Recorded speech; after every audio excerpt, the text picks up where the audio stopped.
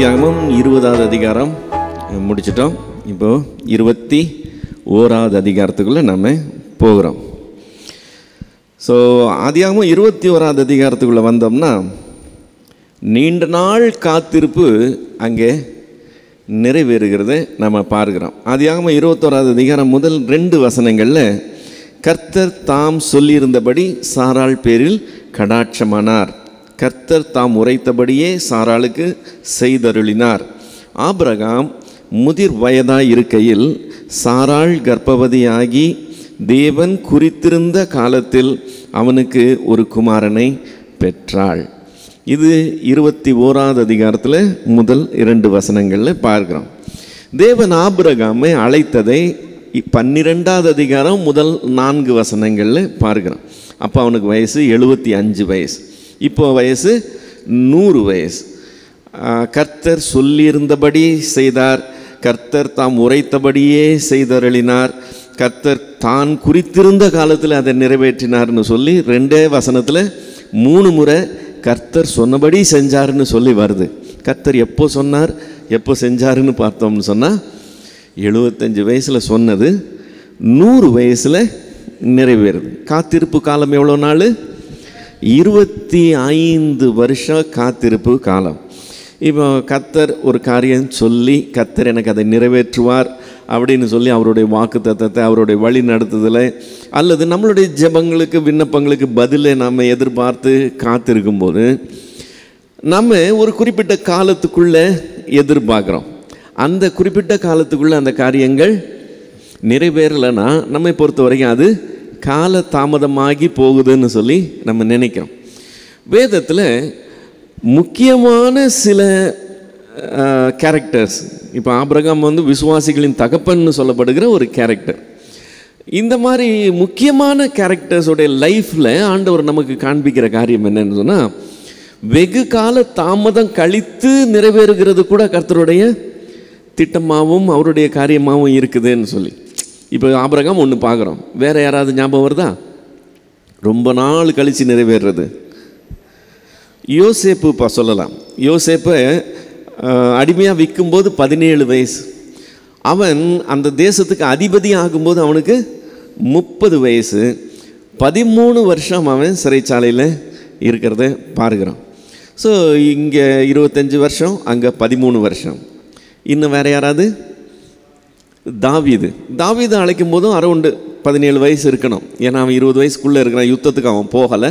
So 17 வயசுக்குள்ளே தான் 20 வயசுக்குள்ளே இருக்கணும், ஒரு 17ன்னு எடுத்துக்கலாம். அவன் ராஜாவாகும்போது அவனுக்கு வயசு 40 வயது. அப்போ 23 வருஷமாக அவன் அந்த சொல்லப்பட்ட வாக்குத்தத்தம் பெற்ற அபிஷேகம் அதை நம்பிக்கிட்டு அவன் ஓடிக்கிட்டு திரிகிறான் ஒழிய அது கையில் கிடைச்ச மாதிரி தெரியல. ஸோ இந்த இடைப்பட்ட காலத்தில் மனசு சோர்ந்து போகிறதுக்கு, விட்டு போகிறதுக்கு, சீன் ஆகிறதுக்கு ரொம்ப நேரம் ஆகாது. ஆனால் இவங்கெல்லாம் அந்த சொல்லப்பட்ட வாக்குத்தத்தத்தை பிடிச்சிக்கிட்டு கன்சிஸ்டண்ட்டாக அதில் கண்டினியூ பண்ணுறதை நம்ம பார்க்குறோம். இது எல்லாத்தையும் விட இன்னொரு கேரக்டர் பேர் இருக்குது. அது உங்களுக்கு ஞாபகம் வருதா? அவன் எகிப்து தேசத்தில் இருந்தானா. இனி வரும் பலன் மேல் நோக்கமாக இருந்து எகிப்தின் பொக்கிஷங்களை விட தேவனுடைய பிள்ளைகளோட நிந்தையை அனுபவிக்கிறது அவன் தெரிந்து கொண்டானா. அவன் பேர் மோசே. எத்தனாவது வயசில்? 40வது வயதில். ஆனால் அவன் ஆக்சுவலாக அந்த ஊழியத்தை துவங்கினது 80வது வயதில். அடுத்த 40 வருஷம் அவன் என்ன செய்தானா? வனாந்திரத்தில் ஆடு மேய்ச்சான்றது இல்லை, வனாந்திரத்தில் மாமனாரின் ஆடுகளை மேய்ச்சான். யாக்கோபு ஆடு மேய்க்கிறது வேற, மோசே ஆடு மேய்ச்சது வேற. யாக்கோபு அந்த மந்தைக்கு சொந்தக்காரன் ஆயிடுறான். ஆனால் இவன் மாமனாரின் ஆடுகளை 40 வருஷமாக அவன் மேய்க்கிறவனாக இருந்தான். ஸோ சொல்லப்பட்ட காரியம் நம்பி காலடி எடுத்து வச்ச கட்ட காரியம் 40 வருஷம் கழித்து தான் நிறைவேறுது. தேவன் அவனை சந்திக்கிறார், காரியங்களை எடுத்து செய்கிறார். அதினதின் காலத்தில் நேர்த்தியாய் செய்கிற தேவன் நாம் அறிந்திருக்கிறோம். அவருடைய காலத்திட்டத்துக்கும் நம்முடைய காலத்திட்டத்துக்கும் வித்தியாசம் இருக்குது. நாம் எதிர்பார்க்கிற ஸ்பீடில் அவர் நிறைய டைம் செய்கிறதில்ல. நமக்கு இப்போ ஃபுட்டே ஃபாஸ்ட் ஃபுட் ஆயிடுச்சு. நமக்கு எல்லாம் இம்மீடியட்டாக நடக்கணும், உடனே வேணும். தேவன் அப்படி நமக்கு ஏற்ற மாதிரி தடதடன்னு செய்கிற தேவன் இல்லை, அவருடைய டைமிங்கில் செய்கிற தேவன். நம்ம இந்த மாதிரி கேரக்டர்ஸ் இவங்கெல்லாம் ரொம்ப முக்கியமான கேரக்டர்ஸ். இவங்களுடைய லைஃப்பில் அப்படி தேவன் பொறுத்திருந்து கால தாமதம் பண்ணி அதை செய்கிறத பார்க்கும்போது, நம்முடைய லைஃப்பில் ஏதாவது தாமதித்து போகுதுன்னா நாம் என்ன ஆகக்கூடாது, சோர்ந்து போகக்கூடாது. ஸோ இந்த முதல் 2 வசனம் ஒரே வார்த்தையில் சொல்லலாம், அப்பா கடைசியாக அப்படின்னு சொல்லி. இல்லை, 25 வருஷம் காத்திருப்புக்கு அப்புறம் தேவன் கடைசியாக அவனுக்கு ஒரு குமாரனை கொடுக்கிறார். 3வது வசனம், அப்பொழுது ஆபிரகாம் தனக்கு சாராள் பெற்ற மகனுக்கு ஈசாக்கு என்று பெயரிட்டான். 4வது வசனம், தன் குமாரனாகிய ஈசாக்கு பிறந்த 8ஆம் நாளிலே ஆபிரகாம் தனக்கு தேவன் கட்டளையிட்டிருந்தபடி அவனுக்கு விருத்த சேதனம் பண்ணினான். இப்போ 8வது நாளில் விருத்த சேதனம் பண்ணுறாங்க. அந்த பிள்ளைக்கு என்னன்னு பேர் வைக்கிறாங்க, ஈசாக்குன்னு பேர் வச்சாங்க. அதுதான் தேவன் அவனுக்கு கொடுத்த கட்டளை. உனக்கு ஒரு குமாரன் பிறப்பான், அந்த குமாரனுக்கு ஈசாக்கு என்று பெயரிடுவாயாங்க. ஈசாக்கு என்கிறதுக்கு காரணம் என்ன, நகைப்புன்னு சொல்லி நம்ம ஏற்கனவே பார்த்தோம். ஆபிரகாம் 17வது அதிகாரம் 17வது வசனத்தில் கர்த்தர் அவனுக்கு சொல்லும்போது, சாராள் உனக்கு குமாரனை பெறுவாள்னு சொல்லும்போது இருதயத்தில் நகைத்தான்னு சொல்லியிருக்கோம். 18வது அதிகாரம் 12வது வசனத்தில் சாராள் உனக்கு குமாரனை பெறுவாள்னு சொல்லிக்கிட்டு இருக்கும்போது திரைக்கு பின்னால் நின்ன சாராள் நகைத்தாள்னு சொல்லியிருக்கு. இங்கே 21வது அதிகாரத்தில் அவன் பிறந்த பின்னால் சாராள் சொல்கிற வார்த்தை 21:6 கர்த்தர் என்னை நகைக்க பண்ணினார். இதை கேட்குறவங்க எல்லாம் நகைப்பாங்க அப்படின்னு சொல்லி சொல்கிறத பார்க்குறோம். அவன் பேர் நகைப்புன்னு சொல்லி ஈசாக்குன்னு வைக்கிறாங்க. ஸோ இப்போது இவனுக்கு 8வது நாளில் விருத்த சேதனம் பண்ணுறாங்க. இப்போது 5வது வசனத்தில் இவன் பிறந்தப்போ ஆபிரகாமுக்கு என்ன வயசுன்னு சொல்லியிருக்கு, 100 வயதாய் இருந்தான். இஸ்மவேல் பிறந்தப்போ ஆபிரகாமுக்கு வயது 86 வயது என்று சொல்லி பார்த்தோம். சரியா? தொடர்ந்து 6வது வசனம் 6, 7, 8, அப்பொழுது சாராள் தேவன் என்னை நகைக்க பண்ணினார், இதை கேட்கிற யாவரும் என்னோடு கூட நகைப்பார்கள். சாராள் பிள்ளைகளுக்கு பால் கொடுப்பான் என்று ஆபிரகாமுக்கு எவன் சொல்லுவான், அவருடைய முதிர் வயதிலே அவருக்கு ஒரு குமாரனை பெற்றேனே என்றாள். பிள்ளை வளர்ந்து பால் மறந்தது. ஈசாக்கு பால் மறந்த நாளிலே ஆபிரகாம் பெரிய விருந்து பண்ணினான். இப்போ பிள்ளை பிறந்துச்சின்னு சொல்லி அவங்களுக்கு இருக்கிற சந்தோஷம் நம்ம வார்த்தையில் விவரிக்க முடியாத ஒரு சந்தோஷம். அதில் கொஞ்சம் சிம்பிளாக சொல்லியிருக்கு. நம்ம அதை அந்த இடத்துல இருந்து அதை பார்த்தோம்னு சொன்னால் அது எவ்வளவு பெரிய காரியமாக இருந்திருக்குங்கிறத நம்ம கற்பனை பண்ண முடியும். இப்போது அவங்க 2 பேரும் சந்தோஷப்பட்டாங்க, அவங்களோட மற்றவங்க கேட்குறவங்க சந்தோஷப்படுறாங்க. சார் தான் இப்போது பால் மறந்த நாளிலேன்னு சொல்லும்போது குறைஞ்சது ஒரு 2 வருஷ கேப்பாது இருந்திருக்கும்னு நம்ம எடுத்துக்கொள்ளலாம். இல்லை, மினிமம் அதோட அதிகமாக கூட இருக்க முடியும். ஸோ பிள்ளை ஒரு 2 வயசு ஆகிறதுக்குள்ளே தான் பால் மறக்க பண்ணியிருப்பாங்க. ஸோ இஸ்மவேலுக்கு இப்போ ஒரு 15 வயசு ஆகிருக்கணும். இவன் பிறக்கும்போது 13 வயசாக இருந்திருக்கும், 14 வயசாக இருந்திருக்கும். இப்போது 2 வயசு தாண்டி 16 வயசாக ஆயிருக்கும். இப்போ இஸ்மவேலினுடைய நிலை கம்ப்ளீட்டாக தலைகீழாக மாறிடுது. பிள்ளை பிறக்கிற வரைக்கும் அவன்தான் சுதந்திரவாளிங்கிற ஒரு பொசிஷனில் இருந்திருப்பான். ஏன்னா ஆபிரகாம் பெற்ற பிள்ளை, அதனால் அடிமை பெண்ணுடைய பிள்ளையாக இருந்தாலும் ஆபிரகாமுடைய பிள்ளைங்கிறத அந்த உரிமையில் சுதந்திரவாளி என்கிற ஒரு என்ன சொல்கிறது உரிமையில் அவன் இருந்திருக்கிறதுக்கு வாய்ப்பு இருக்குது. அந்த எதிர்பார்ப்பில் அப்படி நமக்கு தான் இந்த ஃப்யூச்சர்னு சொல்லி ஒரு லைனில் இருந்திருக்க வாய்ப்பு இருக்குது. ஒன்ஸ் சாராள் கன்சீவ் ஆகிட்டான்னு சொல்லும்போது, கர்ப்பம் அடைஞ்சிட்டான்னு சொல்லும்போது கொஞ்சம் நிலை தடுமாறும். பிள்ளையே பெற்றுட்டான்னா என்னாச்சு, இவர் அந்த லெவல்லேருந்து திடீர்னு கீழே வந்துட வேண்டியிருக்கும். எந்த அளவுக்கு கீழேனா, நீ ஒன்றும் இல்லை. இப்போ இவனுக்கு ஒரு தம்பி பிறக்கிற மாதிரி கணக்கு இல்லை, அவன் சுதந்திரவாளி ஆகிட்டான், நீ சுதந்திரவாளியே இல்லை அப்படிங்கிற மாதிரி கம்ப்ளீட்டாக இவனுடைய காரியம் தலைகீழ மாறு. இதை ஏற்றுக்கொள்ளுகிறதுங்கிறது எல்லாராலையும் ஏற்றுக்கொள்ள முடியாது. நம்ம சரித்திரத்தில் போய் பார்த்தோம்னு சொன்னால் இந்த மாதிரி அதாவது சுதந்திரவாளியாய் ஒருத்தன் தோன்றும்போது அந்த சுதந்திரவாளியாக இல்லாதிருந்தவங்க அவங்கள கொலை பண்ணுறதுக்கு ட்ரை பண்ணுறதும் தங்களுடைய காரியங்களை அவங்க சேஃப்டி பண்ணுறதுக்கு ட்ரை பண்ணுறதும் நிறைய நடக்கிறத நம்ம பார்க்க முடியும். ஆனால் இங்கே அந்த வெறுப்பு ஒரு விதத்தில் வெளியே வருது. 9வது வசனத்தில் பின்பு எகிப்து தேசத்தாளாகிய ஆகார் ஆபிரகாமுக்கு பெற்ற குமாரன் பரியாசம் பண்ணுகிறதை சாராள் கண்டு அப்படின்னு சொல்லி. இப்போது பரியாசம் பண்ணுறதுன்னு சொல்லும்போது ஆக்சுவலாக அவனை பார்த்து நகைக்கிறதுங்கிற வார்த்தை வருது. நகைக்கிறதுங்கிறது நக்கல் பண்ணி நகைக்கிறது, அல்லது ஒரு அவனை ஏளனமாக அவனை பார்த்து சிரிக்கிறது, அந்த மாதிரி அவனை இழிவுபடுத்துகிற மாதிரி ஒரு காரியம் செய்கிறது. ஸோ இந்த வார்த்தை என்னென்னு பயன்படுத்தப்படுது? பரியாசம் என்கிற வார்த்தை பயன்படுத்தப்படுது. இவன் குழந்தை, ஆனால் அவன் வாலிப பையனாக இருக்கிறான். அவன் இவனை இப்படி செய்கிறது சாராள் அக்செப்ட் பண்ண முடியல. சாராள் என்ன செய்கிறான்?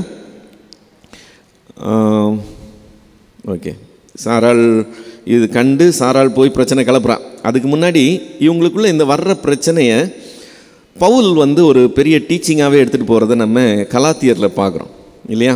கலாத்தியர் 4வது அதிகாரத்துக்கு வந்தோம்னு சொன்னால் பவுல் இதை ஒரு பெரிய டீச்சிங்காகவே சாராளுக்கும் ஆகாருக்கும் இருக்கிற பிரச்சனையை, ஈசாக்குக்கும் இஸ்மவேலுக்கும் இருந்த பிரச்சனையை ஒரு டீச்சிங்காக கொண்டு வரதை பார்க்குறோம்.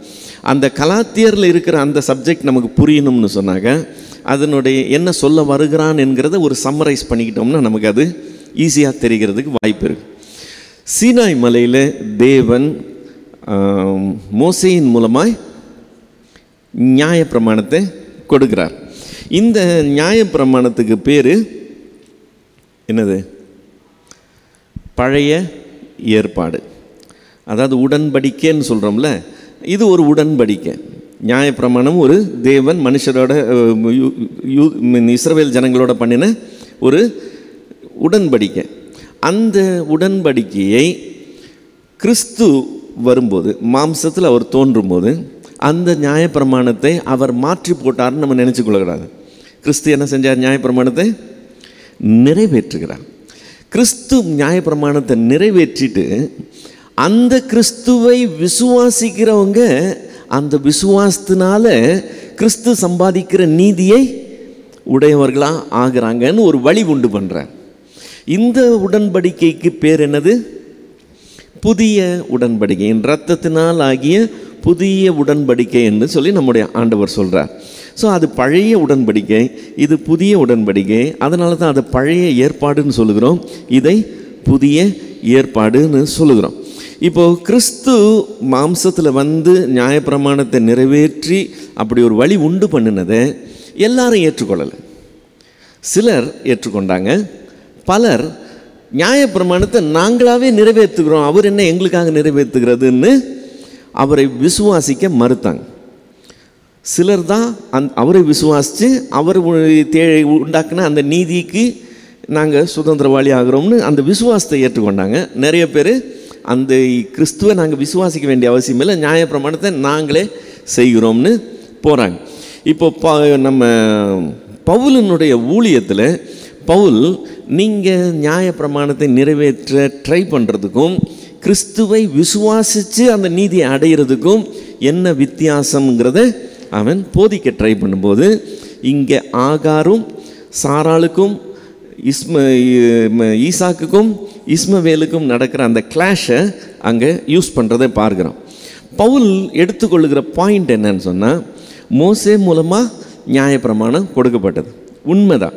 நீங்கள் அந்த நியாயப்பிரமாணத்தை கடைப்பிடித்து நீதிமானம் ஆகணும்னு கர்த்தருக்குள்ளே தேவனுக்கு முன்னாடி நீதியை அடையணும்னு போகிறீங்க, கரெக்டு தான். ஆனால் நீங்கள் கவனிக்க வேண்டியது என்னன்னு சொன்னாக்க, அதுக்கு முன்னாடியே ஒருத்தன் நீதியை அடைஞ்சான். அது யார்? ஆபிரகாம். ஆபிரகாம் விசுவாசித்தான், தேவன் அதை அவனுக்கு நீதியாக எண்ணினார். இப்போது இந்த நியாயப்பிரமாணம் என்கிற பழைய உடன்படிக்கை கொடுக்கப்படுகிறதுக்கு முன்னாலேயே அவன் நீதி அடைஞ்சிட்டான் விசுவாசத்தின் மூலமாக. எவ்வளோ நாளைக்கு முன்னாடி?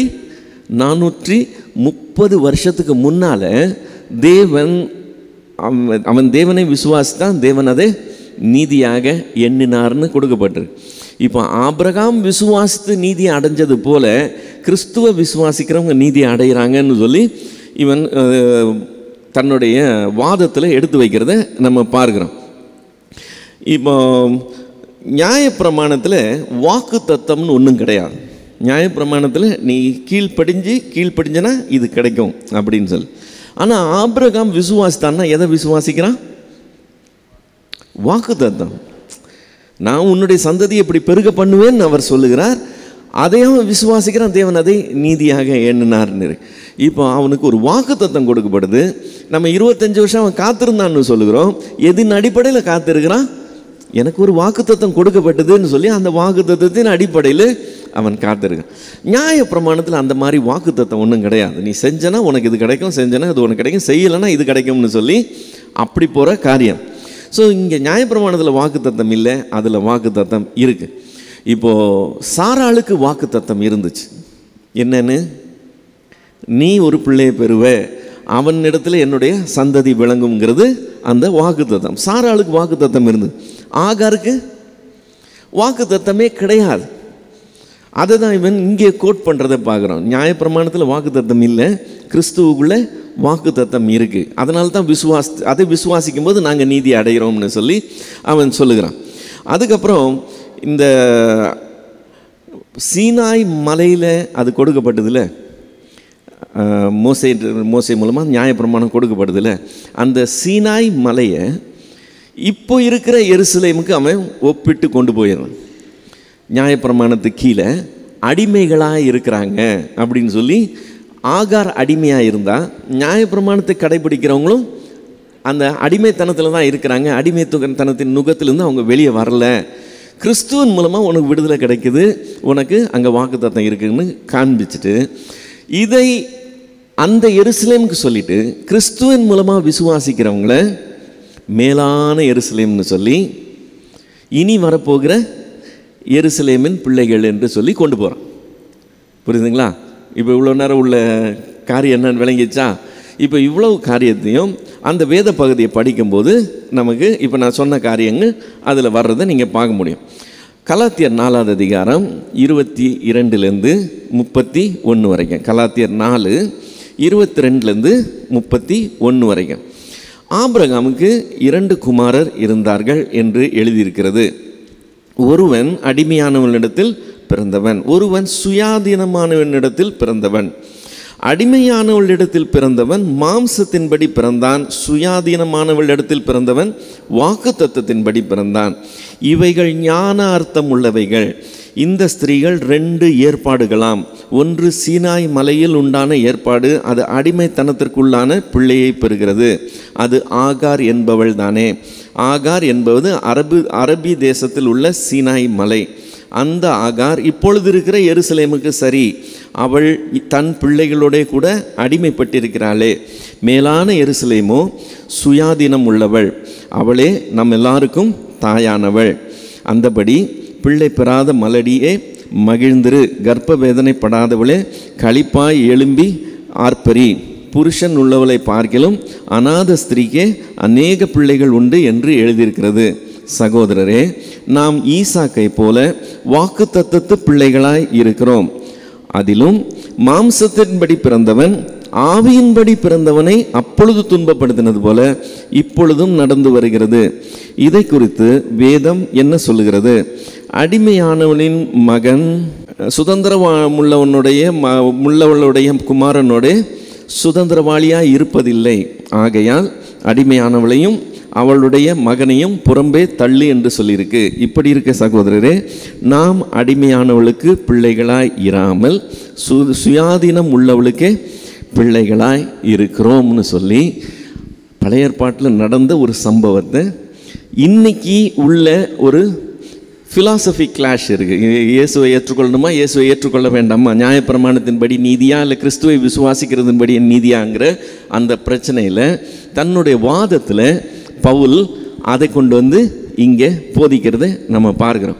ஸோ இப்போ நம்ம ஆதியாகமத்தில் சாராள் அவன் பரியாசம் பண்ணுகிறதை கண்டு அடிமையானவளையும் பிள்ளையும் தள்ளிடுன்னு கண்டு அவளுக்கு பிரச்சனை வருது. இப்போ அடுத்து சொல்ல போகிறான், தள்ளிடுன்னு சொல்ல போகிறான். இப்போது சாராள் அப்படி தள்ளிடுன்னு சொல்கிறான் இல்லையா?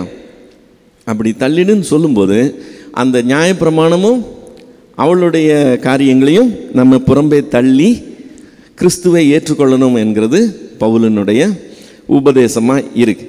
இதை நம்ம வேறு இடத்துலையும் பார்க்கலாம். இப்போ யோவான் 1வது அதிகாரம் 12-13 வசனங்களில் யோவான் 1:12-13 அவருடைய நாமத்தின் மேல் விசுவாசம் உள்ளவர்களாய் அவரை ஏற்றுக்கொண்டவர்கள் எத்தனை பேர்களோ அத்தனை பேர்களும் தேவனுடைய பிள்ளைகளாகும்படி அவர்களுக்கு அதிகாரம் கொடுத்தார். அவர்கள் இரத்தத்தினாலாவது மாம்ச சித்தத்தினாலாவது புருஷனுடைய சித்தத்தினாலாவது பிறவாமல் தேவனாலே பிறந்தவர்கள் அப்படின்னு. இப்போ சாராளினுடைய பிள்ளை வாக்கு தத்தத்தின் பிள்ளையாய் இருக்கிறான். இப்போது அந்த விசுவாசத்து வாக்கு தத்தத்தின் பிள்ளைகளாய் இருக்கிறவங்க விசுவாசத்தின் அடிப்படையில் அதில் லிங்க் ஆகிறாங்க. இங்கே நியாயப்பிரமாணத்தில் எதனால் லிங்க் ஆவாங்க? அவங்க விருத்த சேதனம் பண்ணி அதனால தான் நியாயப்பிரமாணத்தில் அந்த உடன்படிக்கைக்கு உட்படுவாங்க. இந்த உடன்படிக்கையில் எப்படி உட்படுறாங்க? விசுவாசிக்கிறவங்க எல்லாருமே அதில் வருவாங்க. எத்தனை பேர் விசுவாசிக்கிறாங்களோ அத்தனை பேர்களும் பிள்ளைகளாகும்படி அதிகாரம் கொடுக்கப்படுது. இப்போ அங்கே அவன் பரியாசம் பண்ணினது போலவே இன்றைக்கும் நடக்குதுன்னு சொல்கிறான். மாம்சத்தின்படி நடக்கிற அவங்க விசுவாசத்தின்படி நடக்கிறவங்களை என்ன செய்கிறாங்க? துன்பப்படுத்துகிறாங்கன்னு சொல்லி. அந்த முதல் நூற்றாண்டில் யூதர்கள் கிறிஸ்தவர்களை துன்பப்படுத்தினதை அவன் அதோட சம்மந்தப்படுத்தி காட்டுறான். மாம்சத்தின்படி நடக்கிறவங்க விசுவாசத்தின்படி நடக்கிறவங்கள துன்பப்படுத்துகிறாங்க. இன்றைய நாளின் காரியத்தை எடுத்துக்கிட்டோம்னு சொன்னால் மாம்சத்தின்படி நடக்கிறவங்க ஆவியின்படி நடக்கிறவங்கள ஏளனமாக பேசுவாங்க, கிண்டல் பண்ணுவாங்க, அவங்கள துன்பப்படுத்துவாங்க, ஏற்றுக்கொள்ள மாட்டாங்க, அங்கீகரிக்க மாட்டாங்க, சரி இருந்துட்டு போட்டோன்னு விட மாட்டாங்க. நமக்கு என்ன இடைஞ்சல் பண்ணுமோ அதை பண்ணுறதுக்கு ட்ரை பண்ணுவாங்க. அப்படி தான் நடக்கும்னு சொல்லி பவுல் சொல்லுகிறத நம்ம பாருங்கள். இப்போ மறுபடியும் அங்கே ஆதியாகமத்துக்கு வந்தோம்னா 21வது அதிகாரம் 10-14 வரைக்கும் உள்ள வசனங்கள். ஆதியாகமம் 21:10-14 வரைக்கும். அவள் சாராள் பார்த்துட்டு வந்து ஆபிரகாமை நோக்கி, இந்த அடிமை பெண்ணையும் அவன் மகனையும் புறம்பே தள்ளும். இந்த அடிமை பெண்ணின் மகன் என் குமாரனாகிய ஈசாக்கோட சுதந்திரவாளியாய் இருப்பதில்லை என்றாள். தன் மகனை குறித்து சொல்லப்பட்ட இந்த காரியம் ஆபிரகாமுக்கு மிகவும் துக்கமாய் இருந்தது. ஆபிரகாமுக்கு அது இஷ்டமில்லை. ஆக்சுவலாக அவனுக்கு ஒரு இது இருக்குது, அவன் மேலே என்ன சொல்கிறது, ஒரு சாஃப்ட் கார்னர் இருக்குது. உனக்கு ஒரு வேறு பிள்ளை கொடுப்பேன்னு ஆண்டவர் சொல்லும்போது கூட, ஆண்டவரே ஈசாக்கு உங்க முன்னே பிழைக்கணும் அப்படின்னு சொல்லி அவன் வேண்டுகிறதை பார்க்குறோம். ஸோ அவனுக்கு ஒரு சாஃப்ட் கார்னர் இருக்குது. ஸோ அவனுக்கு அது துக்கமாக இருக்கிறது. ஆனால் அப்பொழுது தேவன் ஆபிரகாமை நோக்கி, அந்த பிள்ளையையும் உன் அடிமை பெண்ணையும் குறித்து சொல்லப்பட்டது உனக்கு துக்கமாக இருக்க வேண்டாம். ஈசாக்கினிடத்தில் உன் சந்ததி விளங்கும். ஆதலால் சாராள் உனக்கு சொல்வது எல்லாவற்றையும் கேள். அடிமை பெண்ணின் மகனும் உன் வித்தாய் இருக்கிறபடியால் அவனையும் ஒரு ஜாதி ஆக்குவேன் என்றார். ஆபிரகாம் அதிகாலையில் எழுந்து அப்பத்தையும் ஒரு துருத்தி தண்ணீரையும் எடுத்து ஆகாருடைய தோளின் மேல் வைத்து பிள்ளையையும் ஒப்பு கொடுத்து அவளை அனுப்பிவிட்டான். அவள் புறப்பட்டு போய் பேர்சபாவின் வனாந்தரத்திலே அலைந்து திரிந்தாள். இப்போ ஆகாரை தள்ளிவிடும் அப்படின்னு சொல்லும்போது, தள்ளி விடுதல்னா என்னன்னு எடுத்துக்கலாம், டைவோர்ஸ். இப்போ இது வரைக்கும் அவனுக்கு ஆகார் ஒரு வகையில் ரிலேட்டடாக இருக்கிறார். இப்போ தள்ளி விடுகிறதுன்னு சொல்லும்போது அந்த ரிலேஷன்ஷிப்பை கட் பண்ணுறது, எனக்கு நீ ஸோ இல்லைன்னு சொல்லி ரிலேஷன்ஷிப்பை கட் பண்ணுறது. ஸோ தள்ளி விட சொல்கிறாங்க. அவள் தள்ளி விடுறான். அது அவனுக்கு துக்கமாக இருக்கு. அவனுக்கு அது ஆக்சுவலாக இஷ்டம் இல்லை. இப்போ இந்த மாதிரி ஒரு சூழ்நிலை உருவாகிறதுக்கு யார் காரணம்? ஆகாரும் இஸ்மவேலும் தான் காரணம், சாராள் காரணம் கிடையாது. வாழை சுருட்டிக்கிட்டு இருந்தாங்கன்னா ஒழுங்கு மரியாதையாக இருந்திருக்கலாம்.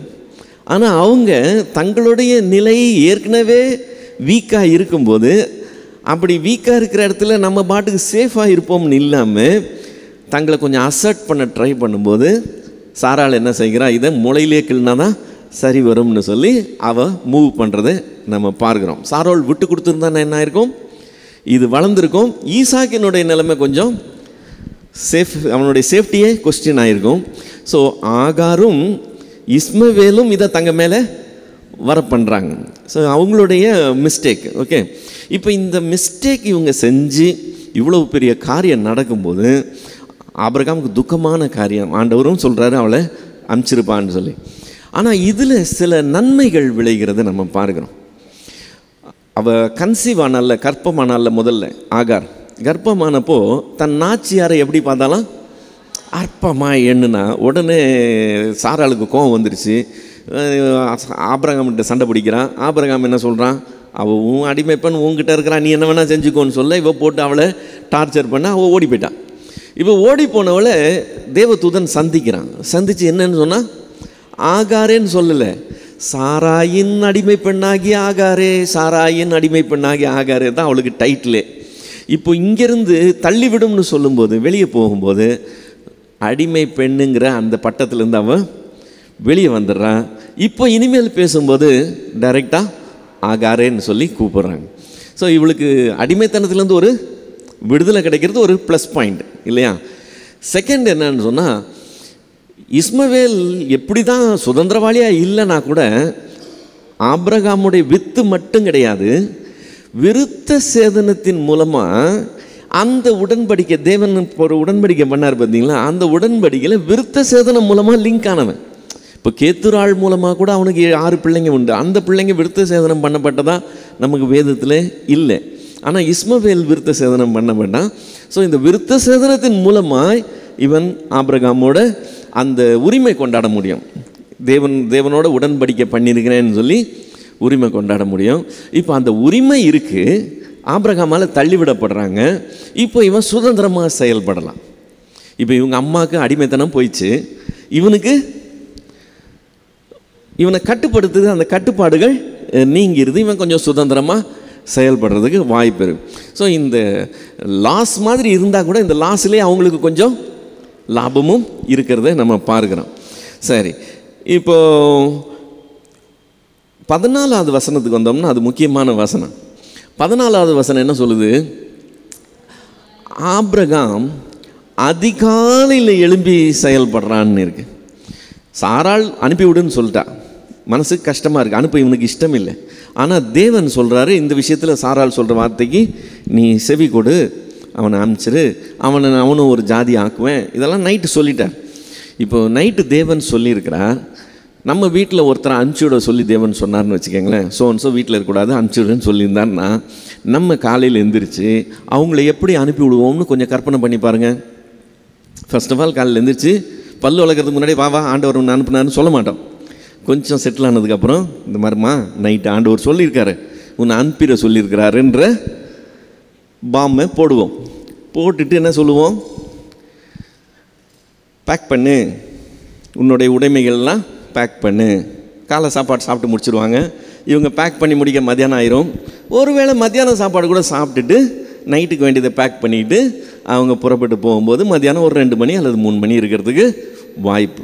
இதுதான் நம்ம வேகமாக செஞ்சால் கூட அப்படி செய்ய முடியும். அப்படி இல்லைன்னா என்ன ஆகும், 2-3 நாள் கழித்து தான் அவங்க புறப்பட்டு போவாங்க. இந்த வேலை இருக்குது, அந்த வேலை இருக்குது, இதை முடிச்சுட்டு போகிறேன், அதை முடிச்சுட்டு போகிறேன், எல்லாத்தையும் செட்டில் பண்ணிட்டு கிளம்பி போகிறதுக்கு 2-3 நாள் ஆகும். ஆனால் ஆபிரகாம் செய்கிற ஸ்டைலே வித்தியாசம். அவன் என்ன செய்கிறான்னா, அதிகாலையில் எழும்பி என்ன செஞ்சானா,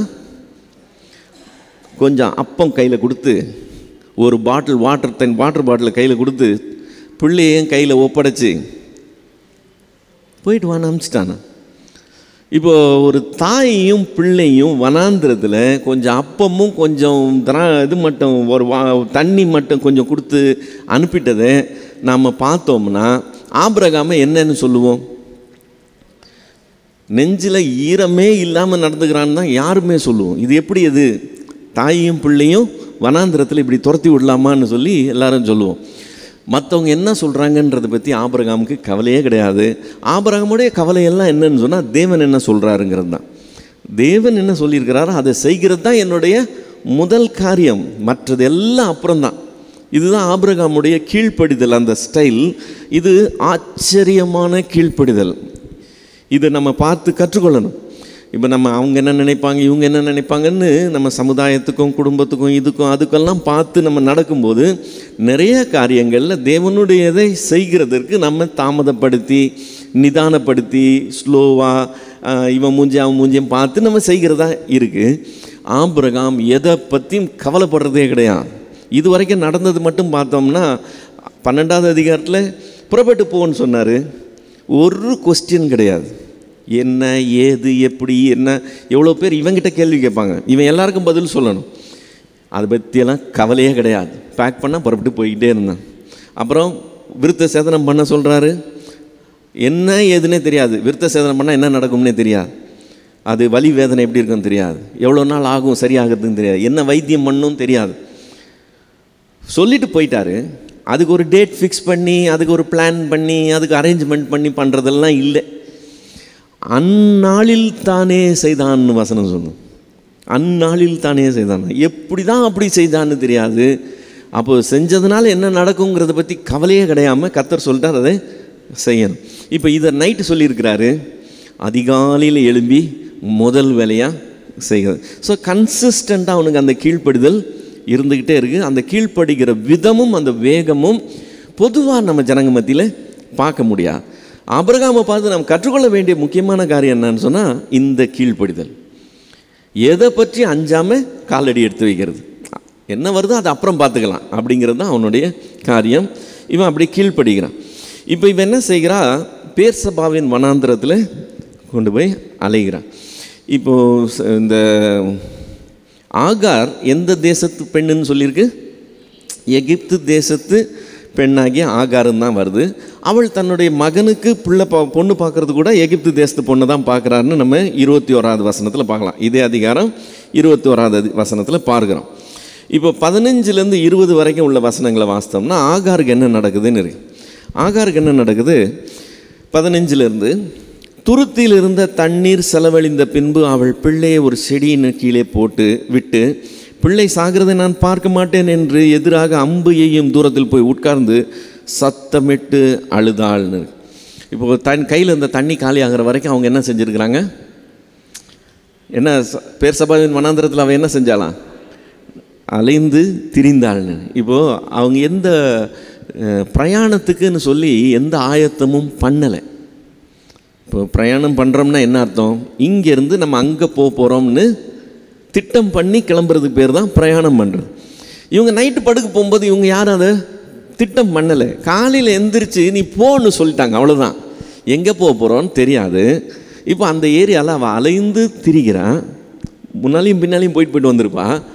கையில் இருந்த தண்ணியெல்லாம் செலவாகும். இப்போ செலவான பின்னால் பிள்ளைய ஒரு பக்கம் வச்சுட்டு இவ தள்ளி போய் உட்காந்து, பிள்ளை என்னன்னா நாங்கள் கை குழந்தைன்னு நினச்சிக்கூடாது. அவன் எத்தனை வயசு? 16 வயசு வாலிபனாக இருக்கிறான்.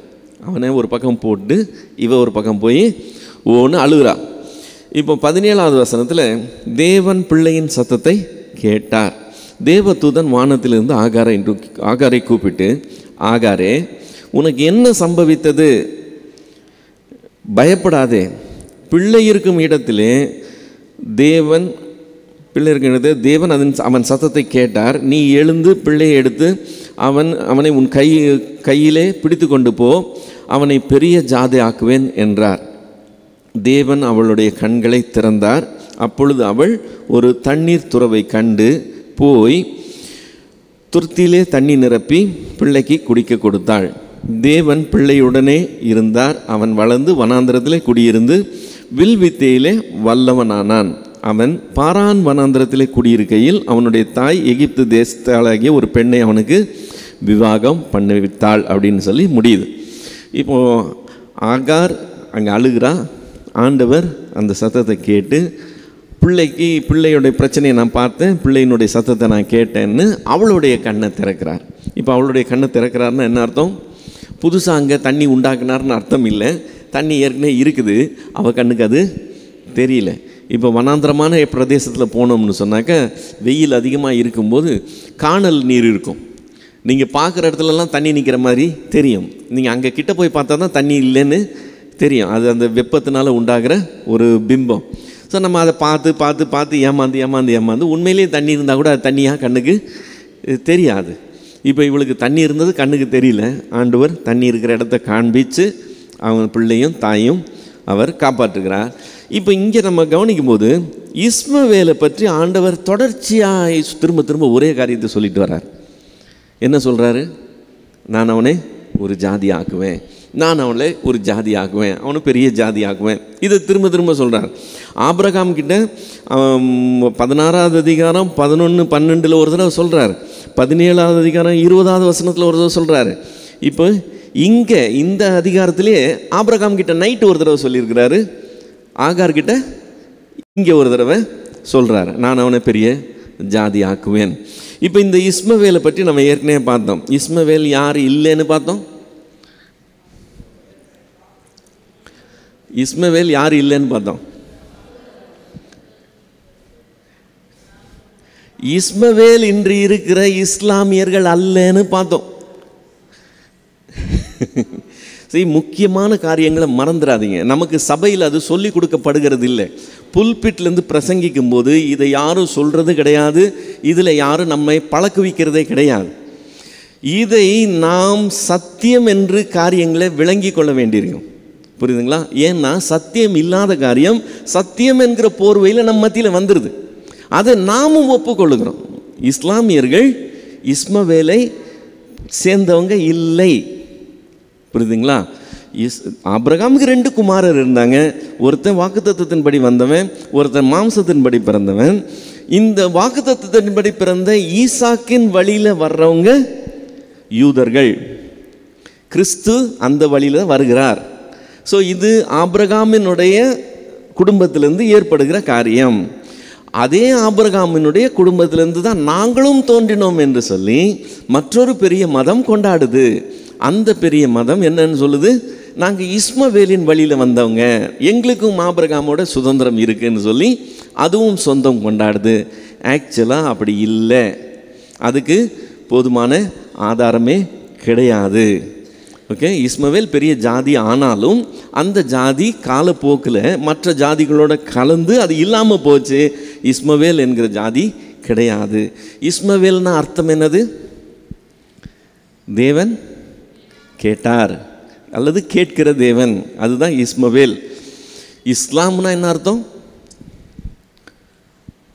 இஸ்மவேலுங்கிற அர்த்தம் வேற. இஸ்லாம்னா என்ன அர்த்தம்?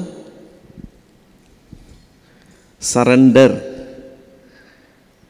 சப்மிட் பண்ணுறது, சரண்டர் ஆகிறது, அதுதான் இஸ்லாமினுடைய அர்த்தம். ஸோ இது வேற, அது வேற, கம்ப்ளீட்டாக சம்பந்தம் இல்லாத காரியங்கள்.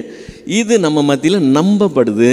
இஸ்லாம் நம்முடைய சகோதர மதம் என்று சொல்லி நம்முடைய போதகர்களே போதிக்கிறதை பார்க்கிறோம். ஸோ இது போதுமான தெளிவு இல்லாமல் பேசுகிற காரியம். நாம் இதில் கிளியராக இருக்கணும். பேர் கேட்குறதுக்கு ஒரே மாதிரி இருக்கலாம், அதுக்காக ரெண்டும் ஒன்றா ஆயிராது இல்லைங்களா? ஸோ இது வேறு அது வேறுங்கிறத ஞாபகம் வச்சுக்கோங்க. ஸோ இங்கே ஆபிரகாமுக்கு என்ன நடக்குதுங்கிறத 22லேருந்து 32 வரைக்கும் பார்க்குறோம். ஆதியாகமம் 21ஆவது அதிகாரம் 22லேருந்து 32 வரைக்கும். அக்காலத்தில் அபிமெலேக்கும் அவன் சேனாபதியாகிய பிகோலும் ஆபிரகாமை நோக்கி, நீ செய்கிற காரியங்கள் எல்லாவற்றிலும் தேவன் உன்னுடனே இருக்கிறார். ஆகையால் நீ எனக்காவது, என் குமாரனுக்காவது, என் பேரனுக்காவது வஞ்சனை செய்யாமல் நான் உனக்கு செய்த தயவின்படியே நீ எனக்கும் நீ தங்கியிருக்கிற இந்த தேசத்திற்கும் தயவு செய்வேன் என்று இங்கே தேவன் பேரில் எனக்கு ஆணையிட்டு கொடு என்றான். அபிமெலேக்குக்கும் ஆபிரகாமுக்கு என்ன தொடர்பு, என்ன ரிலேஷன்ஷிப்பு? ஆபிரகாம் வேறு பிரதேசத்துலேருந்து இங்கே வர்றான். வந்த இடத்துல ஆபிரகாமின் மனைவியை அவன் அழைத்து கொண்டான்னு சொல்லி பார்க்குறோம். அப்புறம் தேவன் சந்திச்சாருன்னு பார்க்குறோம். அப்புறம் அனுப்பிட்டாங்கன்னு பார்க்குறோம். அவன் சாராளை கடிந்து கொண்டான். ஆபிரகாமுக்கு வெகுமதிகளை நிறையா கொடுத்தான். இதெல்லாம் போன அதிகாரத்தில் பார்த்தோம். இப்போ ஆபிரகாமை நீ எங்கே தேசத்தில் நீ எங்கே தங்குறிய போய் தங்கிக்கப்பான்னு சொல்லிட்டான். ஆபிரகாம் அங்கே தங்குறான். ரைட்டா? இப்போது இங்கே அபிமெலேக்கு ஆபிரகாமை தேடி வந்து சொல்கிற வார்த்தை என்னது? நீ செய்கிற காரியங்கள் எல்லாவற்றிலும் தேவன் உன்னுடனே இருக்கிறார். நீ செய்கிற எல்லா காரியத்திலும் தேவன் உன்னுடனே இருக்கிறார். இதை ஆபிரகாம் கூட கிளைம் பண்ணதே கிடையாது. நான் செய்கிற எல்லா காரியங்கள்லையும் தேவன் என்னோட இருக்கிறார்னு ஆபிரகாம் கூட கிளைம் பண்ணதே கிடையாது. ஆனால் ஆபிரகாமே தூரத்திலேருந்து கவனிக்கிற ஒருத்தன் உன்னோட தேவன் இருக்கிறார்னு அவன் சாட்சி பகருகிறான். இது ரொம்ப முக்கியமான ஒரு காரியம். தேவன் நம்ம தேவனை சேவிக்கிறோம், தேவன் நமக்கு காரியங்களை செய்கிறார், நம்ம தேவனை தொழுது கொள்கிறோம், காரியங்கள் போகிறோம் வரோம், எல்லா காரியம் நடந்துகிட்டு இருக்குது. நாம் கர்த்தரை பற்றி சொல்லுகிறதோ அல்லது சாட்சி பகர்றதோ நம்ம வாயிலேருந்து வர்றது இதெல்லாம் தவிர மற்றவங்க நம்மை கவனித்து கொண்டே இருப்பாங்க. நம்மளுடைய குடும்ப சூழ்நிலைகள், நம்மளுடைய ஏற்றம் இறக்கம், சுகவாழ்வு பலவீனம் எல்லாத்துலேயும் என்ன நடக்குதுங்கிறத அவங்க கவனிச்சுக்கிட்டே இருப்பாங்க. இப்போ வீட்டுக்கு வீடு வாசப்படிங்கிறது உண்மை, எல்லாருக்கும் பிரச்சனைங்கிறது உண்மை, எல்லாருக்குமே கஷ்டங்கள், எல்லாருக்குமே நல்லதும் நடக்குது கெட்டதும் நடக்குது, எல்லா ஃபேமிலியிலையும் இருக்கும். ஆனால் தேவனே நம்முடைய தேவன் எப்படிப்பட்டவருங்கிறது தூரத்தில் இருக்கிறவங்க நம்முடைய வாழ்க்கையில் அவர் என்ன செய்கிறாருங்கிறத வச்சு ஒரு கணித்து கொண்டே வருவாங்க. புரியுதுங்களா? அநேக சமயங்களில் நமக்கு தேவன் எவ்வளவு பெரியவராக இருக்கிறார் நம்ம கண்ணுக்கு தெரிகிறத விட அவங்களுக்கு தெரியும். இப்போ எனக்கு ஒரு ஆடிட்டர் இருக்கிறார். அந்த ஆடிட்டர் விசுவாசி கிடையாது, அவர் ஒரு அவிசுவாசி. ஓகேங்களா? எனக்கு ஒரு ப்ராப்பர்ட்டியை விற்கணும்னு நான் ட்ரை பண்ணுறேன். அப்போ நிறைய பேர் மூலமாக நான் இது பண்ணியிருக்கேன், மூவ் பண்ணியிருக்கேன், அட்வர்டைஸ்மெண்ட்ஸ் கொடுத்துருக்குறேன், நிறைய பேர் வராங்க போகிறாங்க பார்க்குறாங்க. இப்போ என்னுடைய ஆடிட்டருக்கு நான் அதை விற்கிறேன்னு தெரிஞ்ச உடனே அவர் ஒரு கஸ்டமரை அனுப்புகிறார். அந்த பார்ட்டி ஸ்பாட்டில் காசு கொடுத்து வாங்குகிற பார்ட்டி, பார்த்து பிடிச்சிருந்ததுன்னா ஸ்பாட்டில் காசு கொடுத்து வாங்குறேன். அந்த ஆள் வந்தது எனக்கு தெரியாது, போனது எனக்கு தெரியாது, நான் அங்கே தான் இருக்கிறேன், வந்திருக்கிறாரு போயிட்டார், அவ்வளோதான். இது நடந்து கொஞ்ச நாள் கழித்து ஆடிட்டர் என்கிட்ட சொன்ன விஷயம் என்னன்னு சொன்னால், நீங்கள் சேவிக்கிற தேவன் உங்களை அந்த அளவுக்கு ப்ரொடெக்ட் பண்ணுறாரு சார். நான் அனுப்பின ஆள் இதை உடனே வாங்குகிற ஆள், அவன் ஆசைப்பட்டு தான் வந்ததே. ஆனால் உங்களை தாண்டி போய் ஒரு டீ கடையில் டீ குடிச்சிட்டு உங்களை தாண்டி கிளம்பி வந்துட்டாப்புல, உங்களை பார்த்துருக்காப்புல, ஆனால் வாங்கலை. அந்த ப்ராப்பர்ட்டி உங்கள் கையை விட்டு போகக்கூடாதுங்கிறது அந்த தெய்வம் உங்களை ப்ரொடெக்ட் பண்ணியிருக்குது அப்படின்னு சொன்னார். இப்போ அங்கே உட்காந்துருந்து எனக்கே அது தெரியாது. நான் என்ன பண்ண அதை வித்துறணும்னு சொல்லி முயற்சி எடுத்துக்கிட்டு இருக்கிறேன். ஆனால் அது எனக்கு தேவைன்னு சொல்லி, அது என் கையை விட்டு போகக்கூடாதுன்னு சொல்லி, எனக்கு ஒரு ப்ரொடெக்ஷன் இருக்குதுன்னு யார் சொல்கிறது? வெளியிலிருந்து பார்க்குற ஒரு மூன்றாவது நபர் அதுக்கு சாட்சி பகருகிறார். இது நம்ம நிறைய இடங்களில் பார்க்கலாம். நம்மோடு இருக்கிறவர் எவ்வளவு பெரியவருங்கிறத மூணாவது ஆள் சாட்சி பகருவாங்க. சும்மா இல்லை, இவங்க சேவிக்கிற தேவன் சாதாரணமானவர் இல்லைங்கிறத வெளியிலேருந்து சாட்சி பகரதை பார்க்க முடியும். இப்போது நமக்கு விரோதமாக வர்றவங்களுக்கு என்ன நடக்குதுங்கிறதையும் அவங்க கவனிப்பாங்க. இவங்க விரோதமாக வராங்க, பேசுனாங்க, வச்சாங்க, எல்லாம் பார்ப்பாங்க, பிரச்சனை நடந்து எல்லாம் பார்ப்பாங்க. ஆனால் பிரச்சனை வந்ததுக்கப்புறம் அவங்களே ஆண்டவர் எப்படி ஹேண்டில் பண்ணுறான்னு பார்க்கும்போது அவங்க பின்னாடி சாட்சி சொல்லுவாங்க, இன்னார் அவங்க இப்படி பேசுனாங்களா, இவங்க ஒன்றும் செய்யலை, ஆனால் அந்த தெய்வம் அவங்கள விடலைன்னு சொல்லி நம்ம சொல்ல வேண்டியதில்லை. நமக்கு அது தோணக்கூட தோணாது, ஆனால் அவங்க அதை சொல்கிறத நம்ம கேட்க முடியும். வேதத்துலேயும் அதுக்கு சாட்சி உண்டு.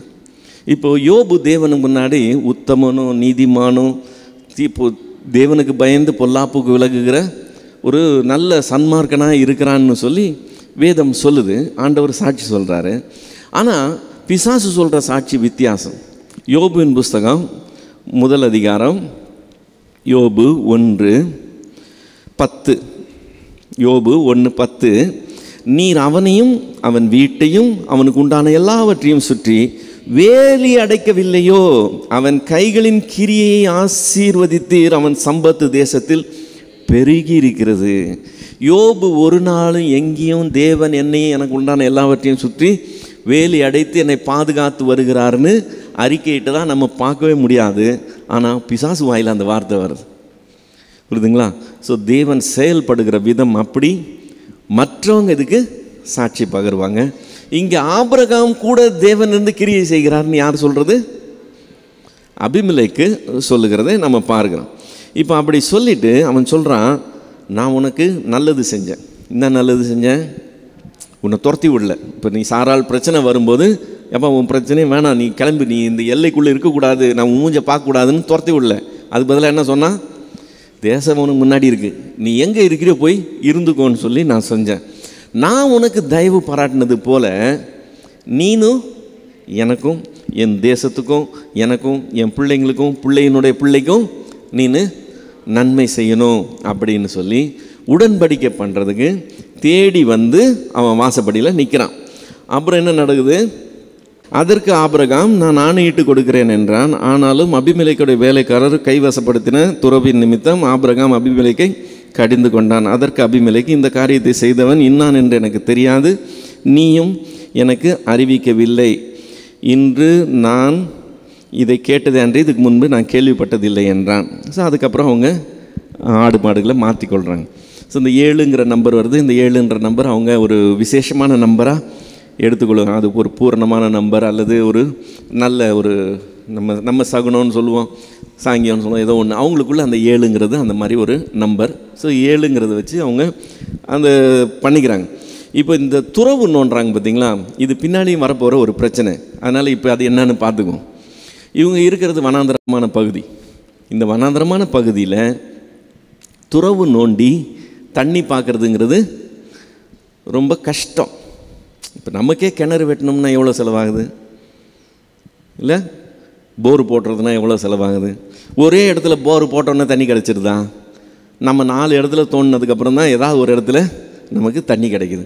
அவங்க வனாந்தரமான இடத்துல துறவு வெட்டணும்னா எவ்வளவு லேபர் ஆகுதுங்கிறது யோசித்து பாருங்கள். எவ்வளவு நேரமாக இருக்கும், எவ்வளவு பணம் செலவாயிருக்கும். அவ்வளவு வெட்டி தண்ணி காணும்போது அது இன்னும் பெரிய இஷ்யூ இல்லைங்களா? ஸோ தண்ணி கண்டுடுச்சுன்னு சொன்னால் அது வந்து ஒரு இது மாதிரி, என்ன சொல்கிறது, ஒரு பொக்கிஷம் மாதிரி பெரிய காரியம். அப்படி இருக்கும்போது அந்த துறவை குறித்து பிரச்சனைகள் வருவது உண்டு. இங்கே ஆபிரகாமுக்கு ஒரு பிரச்சனை வந்திருக்குது, ஆனால் அவன் குவைட்டாக இருந்திருக்கிறான். இப்போ அபிமெலேக்கு வரும்போது சொல்கிறான், உன்னுடைய ஆட்கள் பிரச்சனை பண்ணாங்கன்னு சொல்லி சொல்கிறான். இவன் வந்து எனக்கு தெரியாத, நீ என்கிட்ட சொல்லியிருக்கலாம்ல அப்படின்னு சொல்லி சொல்கிறத பார்க்குறான். இப்பொழுது ஆபிரகாம் ஆடு மாடுகளை கொண்டு வந்து அபிமெலேக்கு கொடுத்தான். அவர்கள் இருவரும் உடன்படிக்கை பண்ணி கொண்டார்கள். ஆபிரகாம் 7 பெண்ணாட்டுக்குட்டிகளை தனியே நிறுத்தினான்.